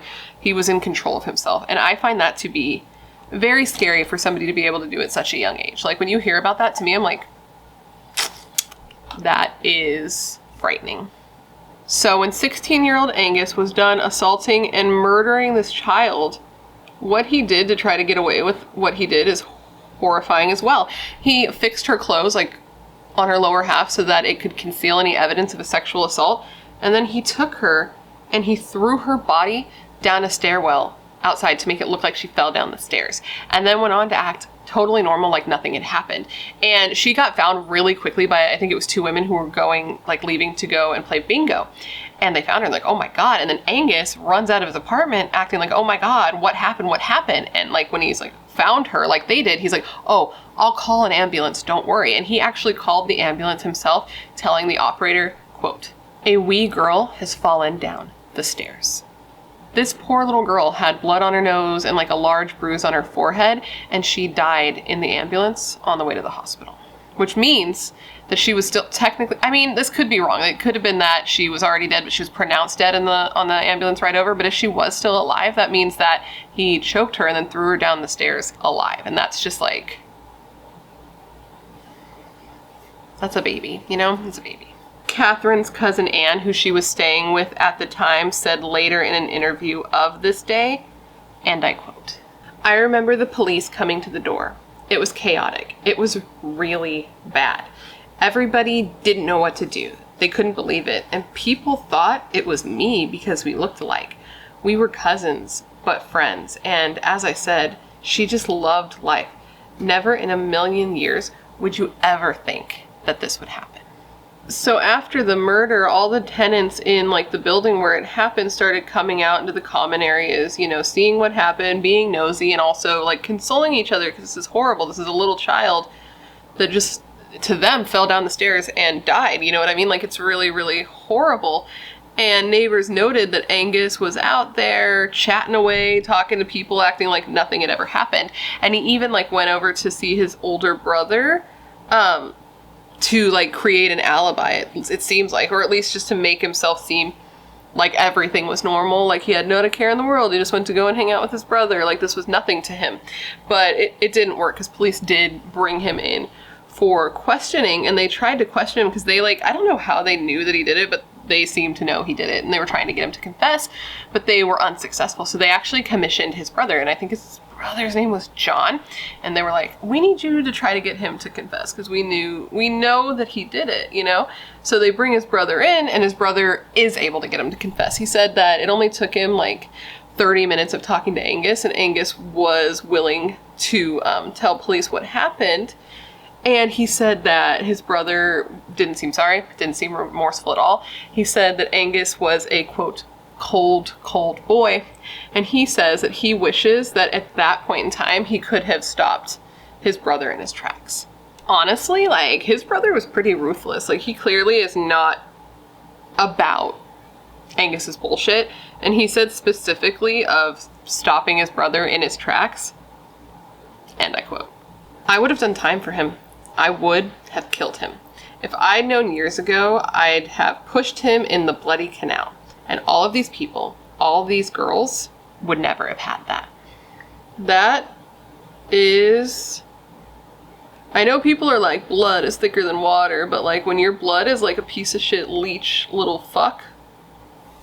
I said I was gonna stop cussing so much on my channel. I literally just told myself yesterday, I was like, listen, don't put cuss words in your notes so that you'll stop saying them when you're filming. Yeah, that didn't really go how I said, right? Anyways, when your family member is a bad person, maybe don't be on their side anymore. I don't know. Anyways, his brother has since disowned him, as I'm sure you could gather by his statement. And Angus, the day after the murder, was arrested, and he was charged and pled guilty to culpable homicide because he was underage at the time, so he got a more lenient sentence. But he was going to be serving his time at an adult prison because the judge was like, you are a messed up kid. And man, police were like shocked. They were shocked by him. They were shocked by this crime because not only did he like rape and kill a 7-year-old, but the like thoughtfulness and methodical nature in which he disposed of her body to try to like hide what he did just seemed too detached and advanced and just scary. The judge at the time described Angus as, quote, callous, cunning, and wicked, end quote, and said that he was obsessed with sex and that he was capable of taking a life to satisfy his lust, and that if this compulsion wasn't addressed, he would likely reoffend. He was said not to be remorseful at all, and if anything, he was kind of enjoying himself when he did it and after the fact. And he was evaluated, obviously, at that time, and in a psychiatric report, like a psychotherapist's report, after he was evaluated at that time, which was when he was 16 in 1961, the doctor basically said, like, listen, this guy is a problem. He's going to remain a problem. I don't think anything that we can do would actually help him at this point because of the levels of depravity he's willing to go to. I don't think we can even fix him. And if given the chance, he will absolutely reoffend no matter what he says to the contrary. Which is like, that is a heavy statement when talking about a 16-year-old kid. So Angus's mother came out after he confessed to what he did, and she speculated on whether like his father dying might have had something to do with how he turned out, because I guess his father died when he was pretty young. I think he was 4, if I remember from last week correctly. And his mom said that like Angus was like a sweet boy, a good boy, but that recently, at about the age of 13, he had started to change and he had started to scare her. So that's like a lot. That's like not what you want when you have a child. You do not want to be afraid of your child. Remember back when I did that video on Zachary Davis, I was like, this is why I'm not having kids, because I don't want to be afraid of my kid killing me. But this is, you know, it's horrible. It's just horrible, dude. It's like, how does this happen? How does this happen to somebody so young? Anyway. After their daughter died, Catherine's parents ended up making that trip to London, like that move to London that they planned on doing. I'm sure at this point they just needed to like get away, right? Like how do you stay in like they were already planning on going, but if they hadn't been planning on going, how do you stay in a place that you lived in with your child and look at their room and see that they're not there? It just sounds so sad. So they moved to London, and her mother, who was absolutely grief-stricken, as I'm sure you can imagine, like how can you lose your little baby and not be? She died in her 50s, and people think it had something to do with her having a broken heart. But that could also just be sensationalizing something. But I don't know, you know? It seems like the type of thing that if you were to lose your child, it would be pretty hard to take care of yourself physically. Because why would it matter at that point, you know? I don't know. It's just sad. Kids getting killed is just so sad to me. But meanwhile, you know, they moved to London. She dies grief-stricken. It's really horrible. Angus, who was given 10 years, was let out after 6. Did a whole whopping 6 years for murdering a child, which is like, okay. And before he was released from jail, though, he was able to learn a skill while in jail because rehabilitation. And he learned how to be like a painter and a decorator, and he took this skill with him when he got out of jail. He ended up getting a job as a decorator, and he would go on to use this job as a way to have a cover so he could go out and commit horrible, horrible offenses. He would literally like go to work and leave on his lunch break, go out, assault people, rob people, rape people, and then come back to work and act like nothing had happened. It was shortly after being released that Angus actually met this young nurse. They got married, they had a baby. To all untrained eyes, it seemed like he was doing good, like he was rehabilitated. But, spoiler alert, he was not. This now brings us to Angus's next suspected victim, and this was 25-year-old mother of 4 young children named Helen Kane, who is described as a, quote, attractive and quiet person who lived for her children. Now, it does appear that at one point, former Deputy Chief Constable Tom Woods, Mr. Tom, is what I'm going to call him, well, he didn't think that Helen's case was linked with Angus, but it's unclear what he thinks today. But Helen is believed by some to be a victim of Angus Sinclair. So that's why I'm including her today, and she would be the next in the timeline. So on this night, Helen and her husband Joe left their 4 small children with Helen's sister Janet. But after this night that was supposed to be like a fun night out for a couple, Helen never came home again. I guess Helen and Joe had gone out with a couple of their friends, and this was like a rare occasion for the couple. They didn't really get to go out much. I mean, they had 4 small kids. Like, I now have 1 small kid, and I haven't gone out in ages, so I understand that this is just like a thing that you don't do as much once you have kids, or that some people choose not to do as much when they have kids. So this was like a rare fun time for them. And them and all of their friends were going to this place called the Dockers Club. Now, it's unclear as to why this happened. I could not find an explanation as to why, but at some point during the evening, Helen ended up leaving her group, and a woman matching her description was seen getting into a cab with a man, and at about 11:30 that night. And I really wish that this portion of the story could be explained to me, because it doesn't make sense to me why she would have just like left her friends and also her husband, because part of the reason that they were out and like on this rare occasion they were out is because Helen and Joe were celebrating their anniversary. They had been together for 7 years, but for whatever reason she left. And again, I can't figure out why this was, and I wish that I could. Now, the only thing I could find that would sort of explain why she might have been leaving early was from her Helen's goddaughter and like niece, I think is what she was. Her name was Anne Marie, is the point. And Anne Marie gave a quote that I found that kind of explained why Helen might have left. And it seems like she might have been leaving early because she wanted to get home to her babies. And Anne Marie said specifically, so that you can kind of put 2 and 2 together for yourself, and I quote, "This was a really rare night out for her, but even so, she left early, we think, to get back for her kids. She was kind and loving, and she deserves justice." During the investigation, police got a lot of leads as to like where Helen might have gone. In addition to that one reporting of seeing somebody who looked like her getting into a taxi with some man, there was also a report of somebody seeing the same couple, who's believed to be the same couple, leaving a taxi near the area where her body would eventually be found. But again, there was conflicting sightings of her, because in addition to that, some people thought they saw her, and police believed that this was an actual, like, legit sighting. Some people thought they saw her getting on a bus with another woman, and police tried their hardest to even track down who this woman might have been. Like, they were trying to find her, trying to see if they could figure out if anyone had seen them on the bus, but the woman who they believe that she went off with has never been, like, identified either.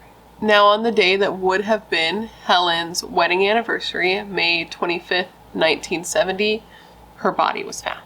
Helen Kane's body was discovered in a shallow building site excavation by a man who was out walking his dog. And she had died from head injuries from being beaten by a slab, which I guess is like a big piece of rock.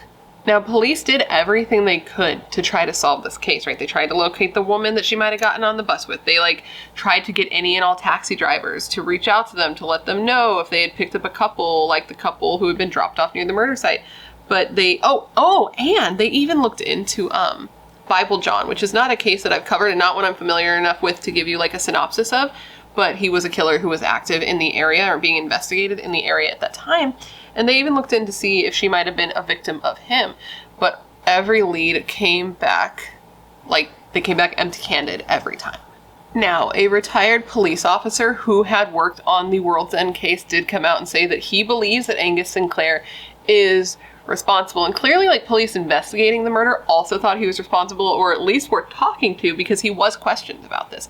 He was questioned and he gave them an alibi. And his alibi was that, like, a close family member said that he was with them. I wonder if this was his wife. I bet it was his wife, because, like, what other close family members did he have? You know what I mean? At that point, they were all kind of like, let's get as far away from this train wreck of a human as possible.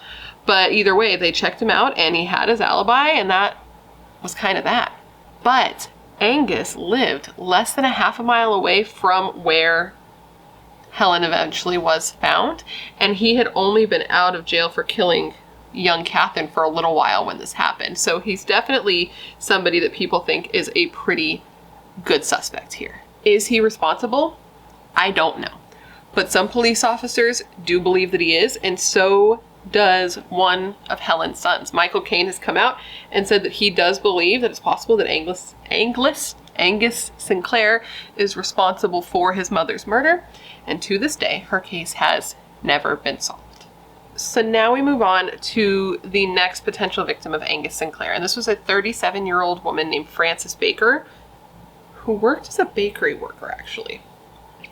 Baker the baker. But anyways, on the day that she went missing and was killed, she, I believe, had been visiting her sister, I believe it was, earlier in that day, which is, to me, I always think that that's pretty nice, you know, that when somebody gets killed, they have, like, you know, an opportunity to see people they loved beforehand, or for the people they love to have the opportunity to see them beforehand. I don't know how often she went, so maybe it was like a normal day.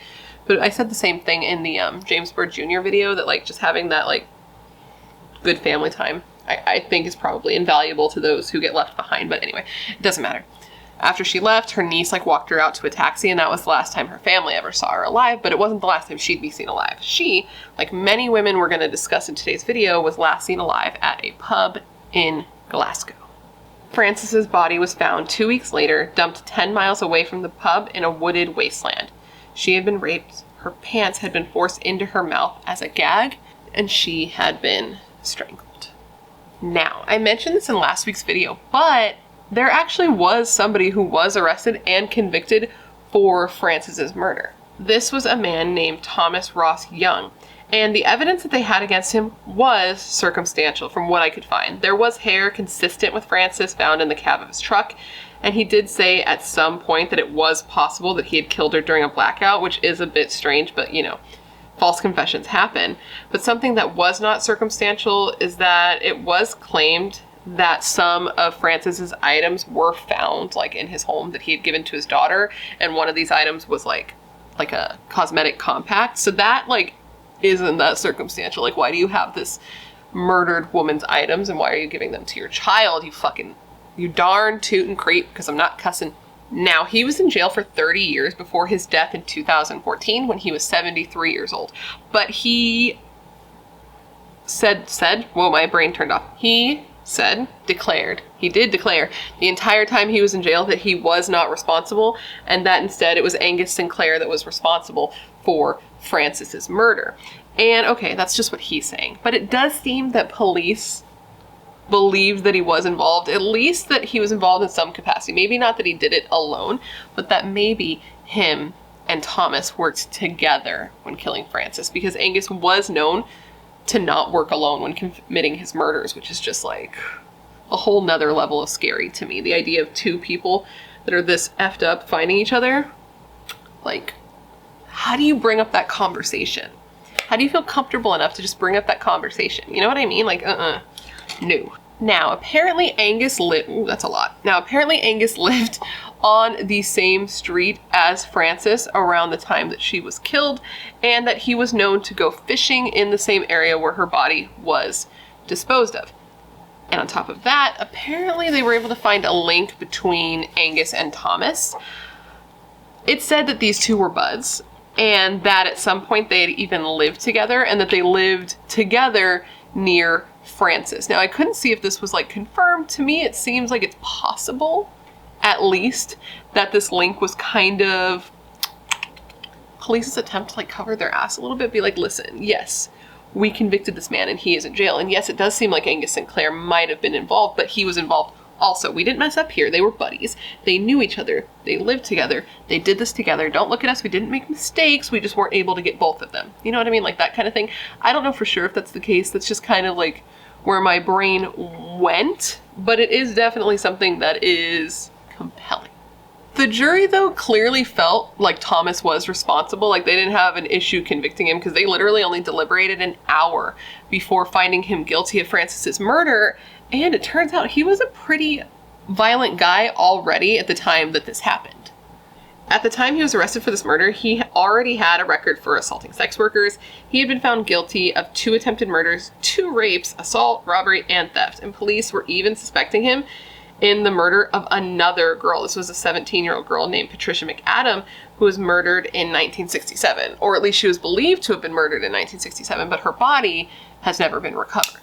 Now, this video isn't about Patricia, and it's not about victims of other people that are somehow connected to Angus, but I feel like I can't just say her name and not talk about her at least a little bit, because, like, she was 17 years old. That's super messed up. And I guess Patricia, who went by Pat, people called her Pat, she went missing in Glasgow after... Glasgow? Now I forgot how to say it. Glasgow. After going to that area to go shopping and dancing with a friend.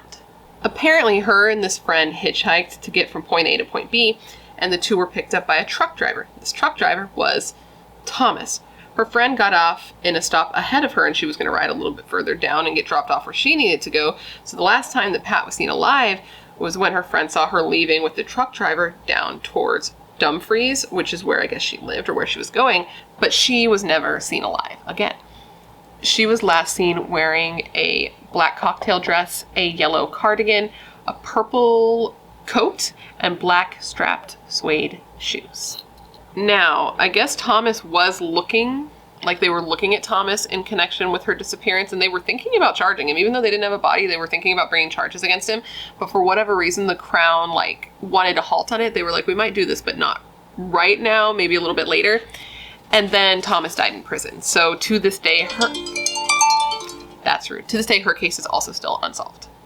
Now, back to Frances. Police clearly thought that it was possible, at least, that Thomas wasn't actually involved with Frances's murder, even though he was convicted for it, because in 2005, which is like years after he had been convicted, they went to him and they re-questioned him, and they were basically like, listen, did you really kill her though? Like, we need to know. And I just think that that's kind of a weird thing. If he was involved, like, you should be pretty confident in that if you're gonna put somebody in jail forever. He sounds like he wasn't a great guy, but still. Don't put people in jail for things they're not guilty of, because then that's opening a door for people to be put in jail for things that they aren't guilty of. You know what I mean? Anyways. On top of police going and questioning him and all that jazz, Frances's file, her murder file, right?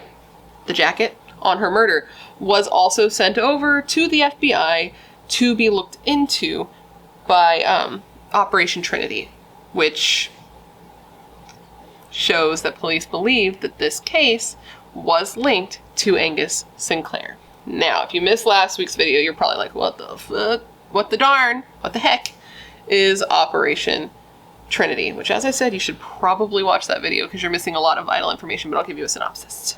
Operation Trinity was essentially a task force that was put together by a bunch of retired agents from a bunch of different agencies to look over cold cases. I believe that is the wrong brush. I believe specifically from the 70s. They combed through a ridiculous amount of cold case files. And in doing so, they pulled out 6 specific files that they believed were linked and committed by the same person. They had a unique signature, if you will.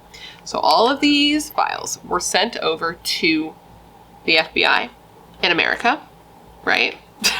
Me as an American, we are the FBI, yes. It's one of those things where, like, you know the answer to something, but as soon as you question it, you're like, I don't know the answer to anything. Anyways, they were sent over there, and it was determined that these 6 cases, in their opinion, were committed by the same person. Of these 6 cases were the World's End murder victims, Helen and Christine. And who was convicted of killing Helen and Christine? Angus Sinclair. So now we move on to the next possible victim of Angus Sinclair. And this was a 20-year-old woman named Anna Kane. She was a brewery worker and she went missing in August of 1977 after going out for a drink at a pub in Glasgow. Okay, I gotta bust out my mirror because, bro, I am blind. Absolutely blind. Like, I wear glasses. Not when I film, though, because, like, makeup. But anyway, so this is what's absolutely wild. This is something that's too coincidental, right? So Anna, she went out that night with a woman named Wilma. Now, this woman named Wilma would go on to marry a man named Gordon. And if you saw last week's video, you would know that Gordon was Angus Sinclair's accomplice in the World's End murders. Okay, so this girl who's related to these two killers by, 7 degrees of Kevin Bacon or whatever, then goes missing and then is killed. And police were like, this is a little bit too coincidental to not be related. I hope that all made sense. I feel like my brain, I've been feeling like I'm not doing great lately, but I'm doing my best. Now, Anna was last seen leaving this bar with a man, and seems like the man was tracked down, and the man told police that he had left her when she went to get a taxi home. And they seemed to believe him, like that he wasn't involved, and that he had left her to get a taxi, and her body wouldn't be found for another 2 years. For 2 years after she went missing, her body was just also missing. Now, Anna's body was found 2 years later, and it wasn't her body, her skeleton was found 2 years later, and she was found in a location where Angus had actually gone on his honeymoon with his wife. When she was found, cat hair. When she was found, her hands and her feet were bound, and it says that she was raped and strangled as well, but I don't know how you could tell that from a skeleton, but I guess that's why I am not working as a forensic psychologist or a crime scene investigator, and the professionals are. Because to me, I'm like, how could you tell that if she was a skeleton? But it's reported that that is the case, so I don't know. Now, her case went cold, as all of these cases did, and after some time, her case was brought out to be re-examined, during a cold case review. They wanted to look at the evidence and see if they could find any DNA evidence, anything that they could use to try to track down her killer, since it had been cold for so long. And Anna's aunt, which was her only surviving relative at this point, said that she welcomed the reopening of the investigation. Obviously, why wouldn't you? She said that the only thing that was a bummer to her, besides the whole case being a bummer, was that the rest of her family wasn't alive to see potential justice be served. Now, this is so sad, but from what I read, Anna's father, Francis, died in 1994, and her mother, her name was Mary, was so grief-stricken over losing her daughter and her husband that she actually took her own life. And then following that, in 2004, her brother died of a heart attack at the age of, I think, 46. So there was just a lot of trauma in one family. It's so, I can't even imagine. That's so fucking sad, dude. It's just so sad. Anyways, Anna's aunt said of Anna's murder, and I quote, "I am pleased they might finally be able to catch someone for it. I just wish it was sooner, because Anna's dad, mom, and brother are all dead. She was a lovely girl and died in a horrific way. It would have been great if they had lived long enough to see justice. I know that Sinclair has been linked to it over the years, but hopefully someone will be convicted." But at least as of today when I'm filming this, that has not happened, because to this day, her case remains unsolved. Next, we're going to discuss the murder of 36-year-old Hilda McCully. She went missing in October of 1977, just 2 weeks before the infamous World's End murders. The divorced mother of two disappeared from the Plaza Ballroom in Glasgow, and this was a weird occurrence for her to actually be able to go out and do something. She was a mom. She's a mom of two. Moms do be busy, so getting to actually have a night out to yourself is such a treat. And then this happened to her. This was a rare occurrence for her to do something for herself, to go out drinking, go out dancing, have a fun Saturday, and just be a woman and not just a mother. So she left her boys, 13-year-old George and 9-year-old Mark, with her mother, Martha, and went out for the night. But like all the others we've discussed, she never came home again. Now, apparently she went to a few bars before meeting up with a friend at the plaza, and she was seen entering the plaza's main Foyer, F-O-Y-E-R, Foyer. She was seen entering at about 12:30, but most people didn't see her leave, and those that did, because there were a few that did, or said they did, said that they saw her leaving with a smartly dressed man. Her body was found less than 12 hours later, and when she was found, just like Anna, she had been bound at her hands and feet, and she had suffered numerous injuries to her head.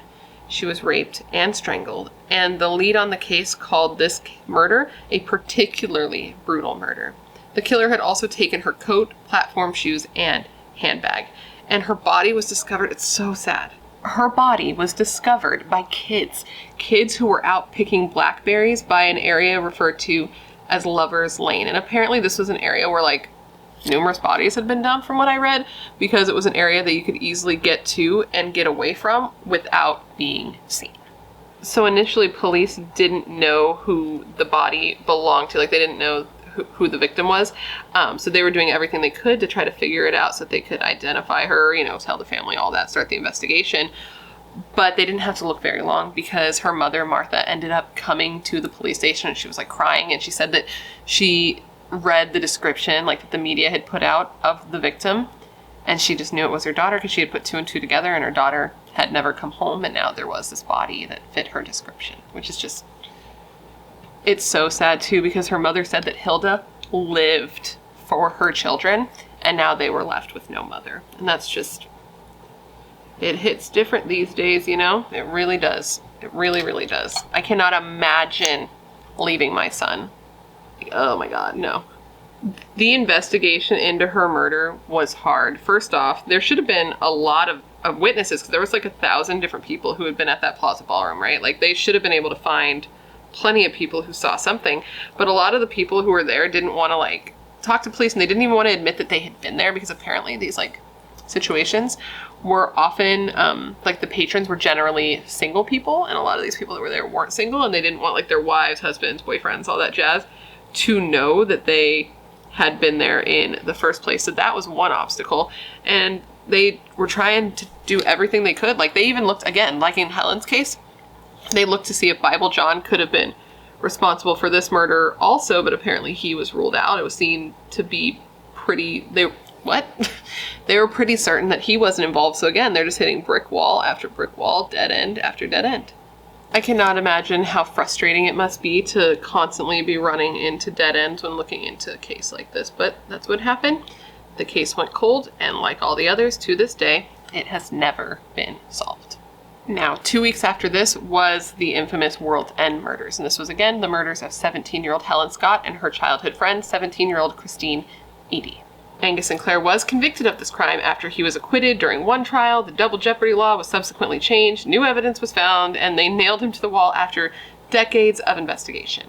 I covered this case at length. It's probably my longest video. I think it is my longest video to date. So if you want all the details on that, I would suggest watching that video, because I'm not going to be able to this video is for the victims that weren't covered in that video, but it's part of the timeline. So this is when that happened. If you want to know all about that, check last week's video. It's so interesting. It's like crazy interesting. Everything that went on in that case is like, whoo!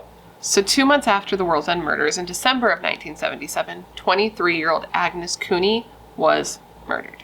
Agnes was the eldest with 5 younger siblings, and in 1971, both Agnes's mother and grandmother died, and her, being the eldest, took on the responsibility of taking care of her 5 younger brothers and sisters.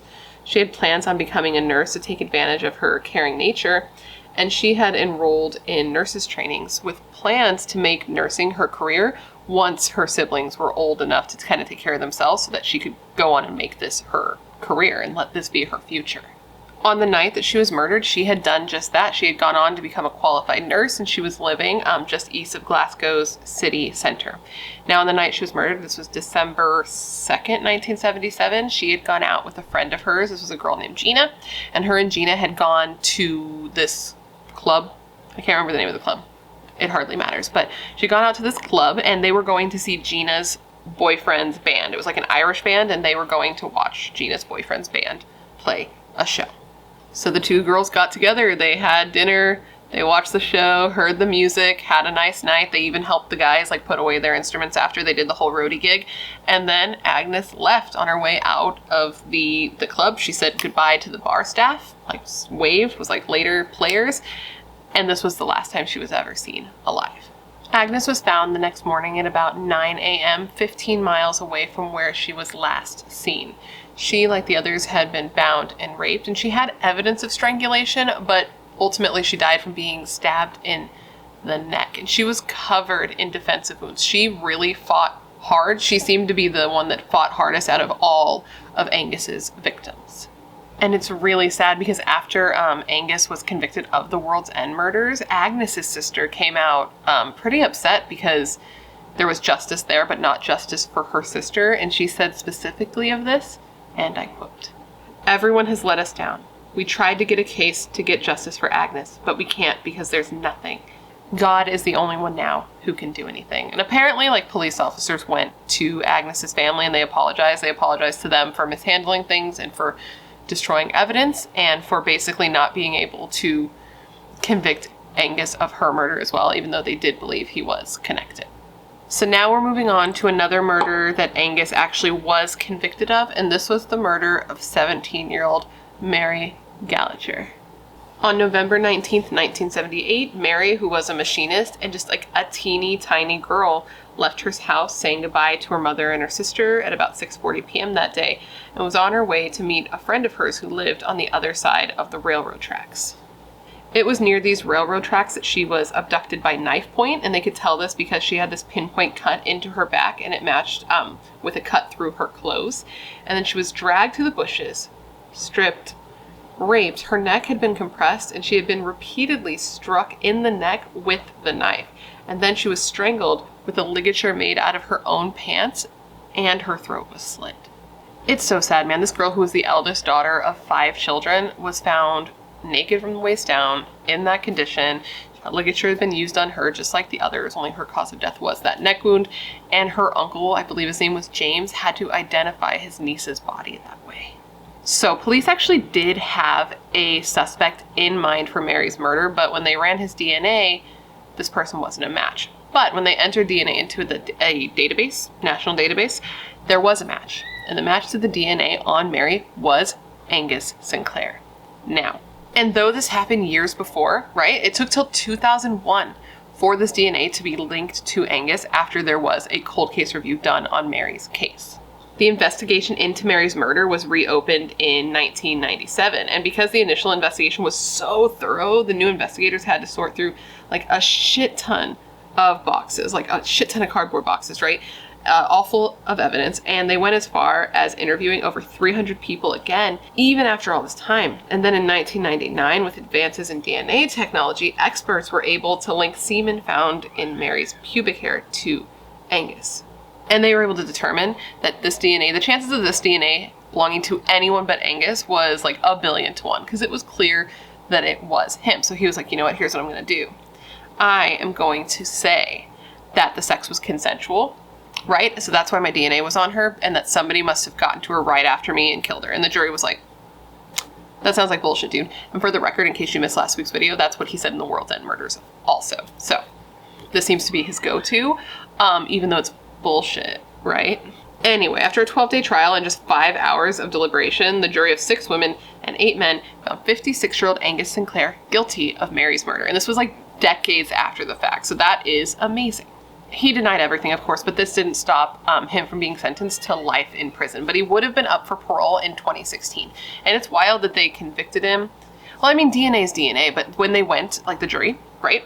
The jury had no idea that he had previously killed 7-year-old Catherine, the first victim that we talked about. Like, that wasn't expressed to the jury. They weren't privy to that information. And they also didn't know that at the time that he went to trial for murdering Mary, he was already in jail, serving life in prison for a bunch of violent assaults and rapes on children, which is something that I talked about in last week's video.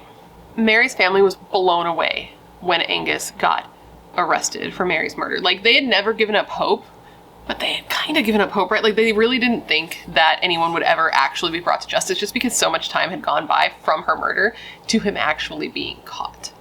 They had a lot of built up emotions after all the years of waiting for justice, and when he was in court, they like screamed at him in court, and the judge called his crime a callous, brutal, and depraved act on a young girl. After the verdict was read, Mary's mom didn't speak to reporters. From what I can tell, it said that she just slipped out the side door and quietly took a taxi home just to stay out of, like, you know, the media and the spotlight. She was dealing with a lot. But her uncle James did speak to the media, and he said, and this is the uncle, by the way, who identified her body.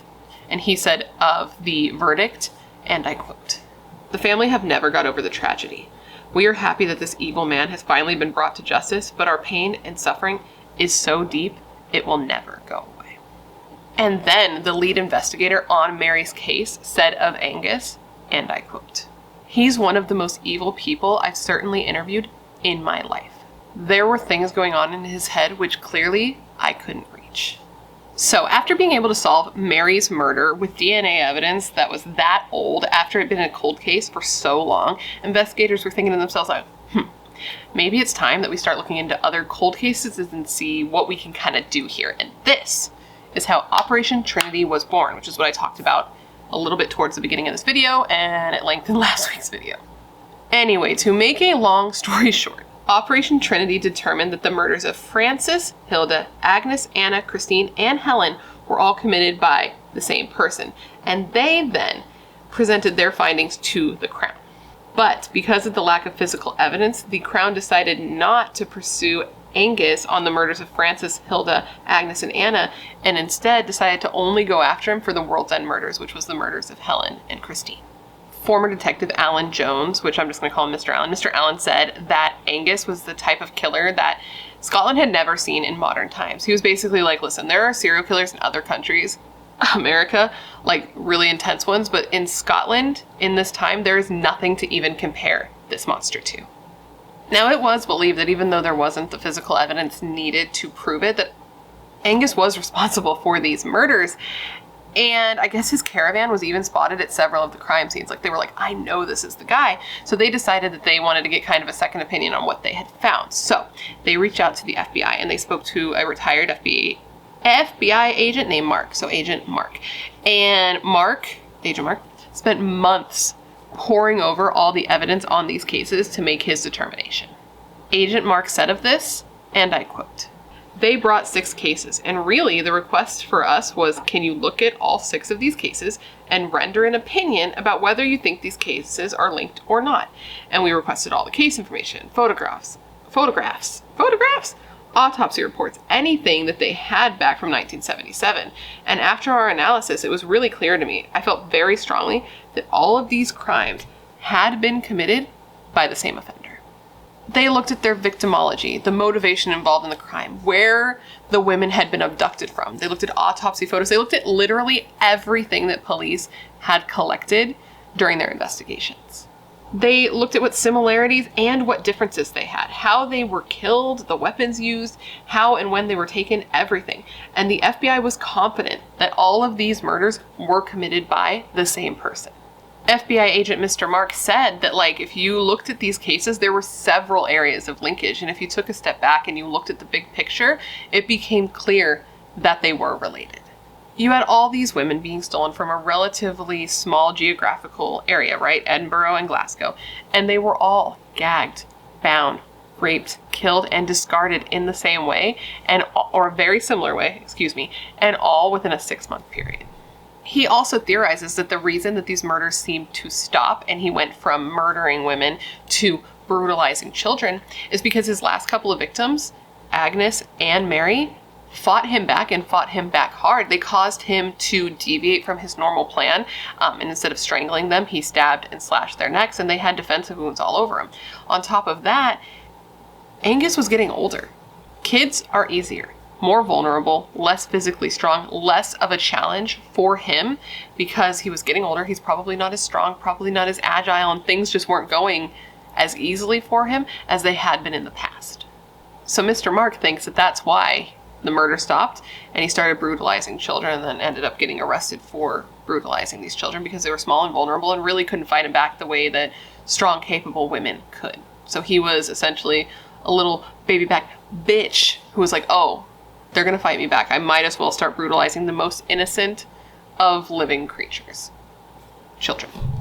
Now, one of the children that he did assault during this time was a girl named Jean, and she survived, and she grew up to tell her story, and she told a reporter about how he was able to lure her in the first place, which gave us some insight to how he committed these crimes. She says that Angus asked her if she wouldn't mind taking his change, up to his mom. So he was like, hey, can you take this change up to my mom? And she's like, sure, what door, what room, whatever. So she goes inside the house, and she says that as she's going up the stairs, she hears him advancing on her, and she tries to run, but he catches her, and he's like taking off his coat in the process. Like, he's got plans in his mind, which really, when I think about this, it makes me wonder if this is exactly how he got little Catherine when he was 16 to go into the house also. But anyway, she says that he grabbed her and that she told him, like, I need to go, I need to get away. And he told her that if he didn't do exactly what he said, that he would kill her, and he presented a knife. And she said that she was scared, and she just did exactly what he said so he wouldn't hurt her, and that she just closed her eyes and she hoped that he would go away.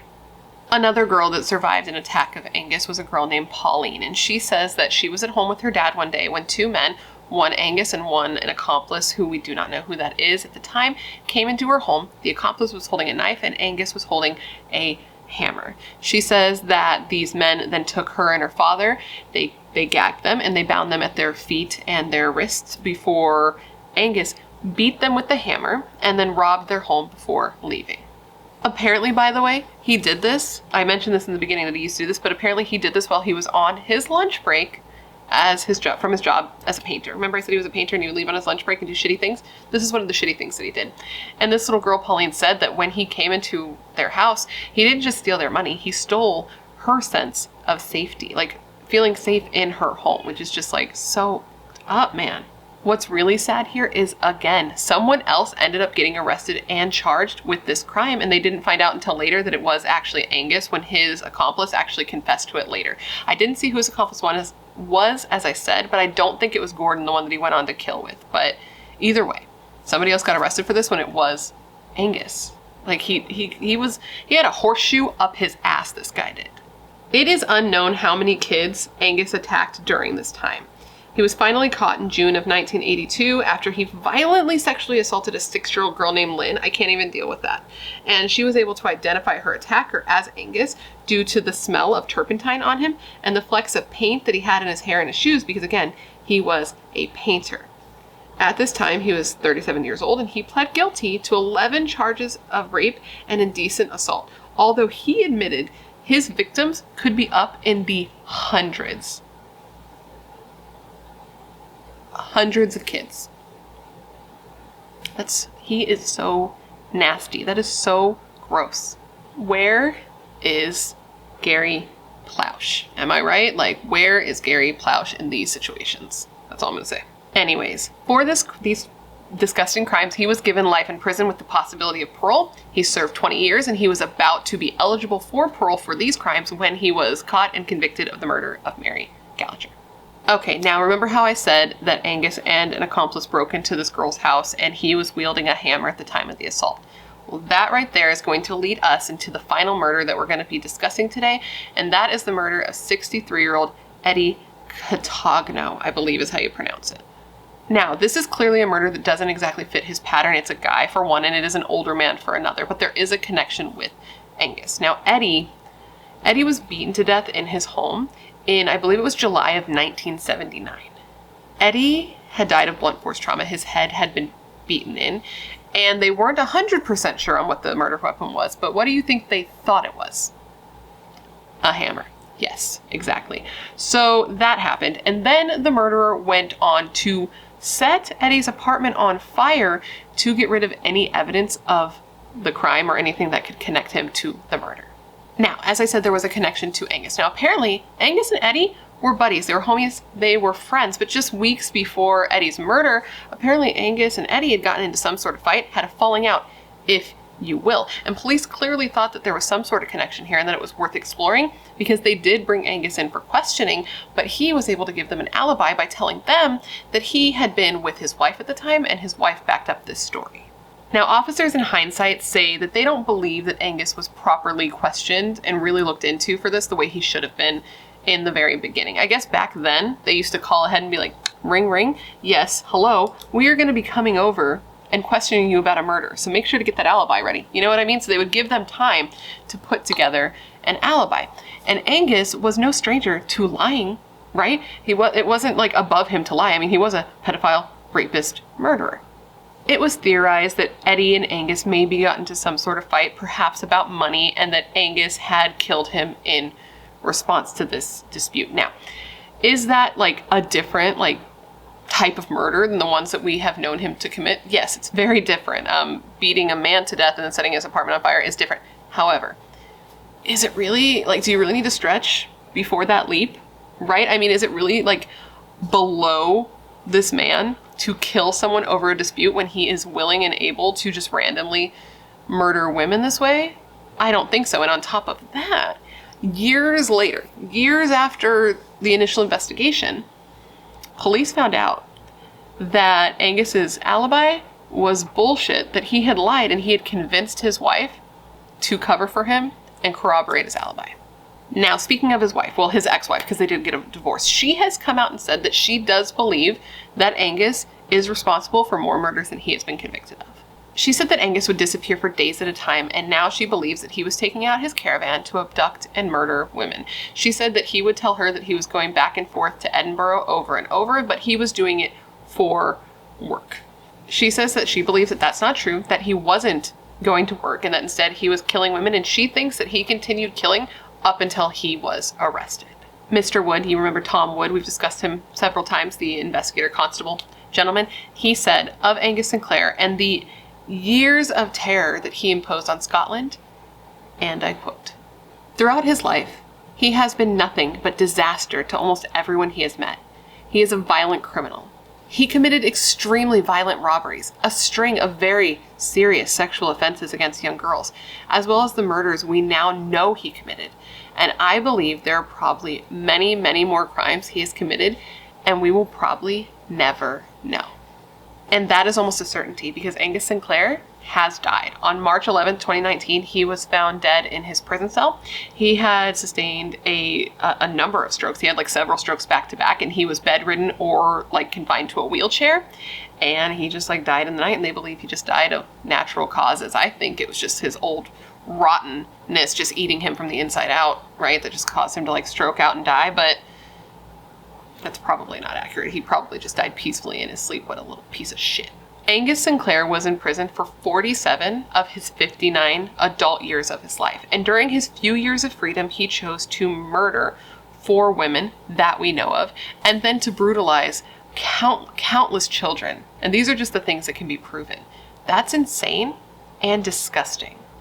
And then there are the murders of the people we talked today that just simply aren't provable. Francis, Hilda, Agnes, Anna, Helen, and Eddie. And those are just the ones that we talked more about today. There are definitely more. I 100% believe that. I guess there was even a letter leaked that Angus had written where he talked about police questioning him for the murders of a 22-year-old girl named Patricia Black and a 3-year-old girl named Sandy Davidson. I can't even imagine how many people this man actually killed and just how many women lost their lives to this little stupid prick. And now I'm going to end this video with a quote from Mr. Woods himself, Mr. Tom Woods himself. After Angus Sinclair died, he said, and I quote, "We should be thinking of these young women and their families, not wasting our thoughts on Angus Sinclair." So now that I've told you all the information that I have, all the things I was able to put together, I hope it made sense. I hope it was digestible. I know it was a lot. But now that I've given you all the information, I want you to answer the question of the day, and that is this. Do you believe that Angus Sinclair is responsible for the murders that we discussed today? Do you think he's responsible for some but not others? Let me know in the comment section below all of your thoughts. But anyways, guys, that completes this video. I hope you found it interesting and informative, and I hope it gave you all the information you would want. I know this is a different type of case for me to cover, but I felt like these were people whose stories hadn't been told, you know? I felt compelled. I felt compelled to learn all I could, and I felt compelled to bring it to you today. So I hope it made sense, and I hope you found it interesting. And of course, I want to thank you for remembering all of the victims of Angus Sinclair with me today. Please let me know of any cases you would like to see me cover in the future. As you know, I have a long list of cases, but if you leave me a suggestion, I put it on the list with your name next to it, so if I cover it, I can give you a shout out. I love looking into the cases that you're into because I know you're filled with good ideas and good taste, Otherwise, you would not be here. If you haven't already, please don't forget to join the Brat Pack by subscribing and ringing that bell. I put out a new video every single week, and I would love to hang out with you. Yes, you, specifically you. And if you want to hang out more consistently, all my social media is listed down below for your convenience. I've got all of them: Facebook, Instagram, Twitter, TikTok. I also have a link to my merch store in case you are curious. This is a new shirt. At the time that I'm uploading this, it should be October, and I just launched this on the 1st of October. And I'm obsessed, okay? And I also link all the makeup I use and everything down there for your convenience as well. I want to say one more thank you to Dossier for partnering with me on today's video. I love working with them, as you guys know. They were my very first sponsor, and I will continue working with them as long as they want me to. And of course, I want to thank you guys for always being so supportive of all my sponsors. You rock. Don't ever change. And now, with all of that said, I just want to thank you for being here when you could literally be anywhere else in the world. That is tight. You are tight. Please stay safe and be a better person than you were yesterday. At the very least, be better than Angus Sinclair. And I hope to see you in next week's video. Bye.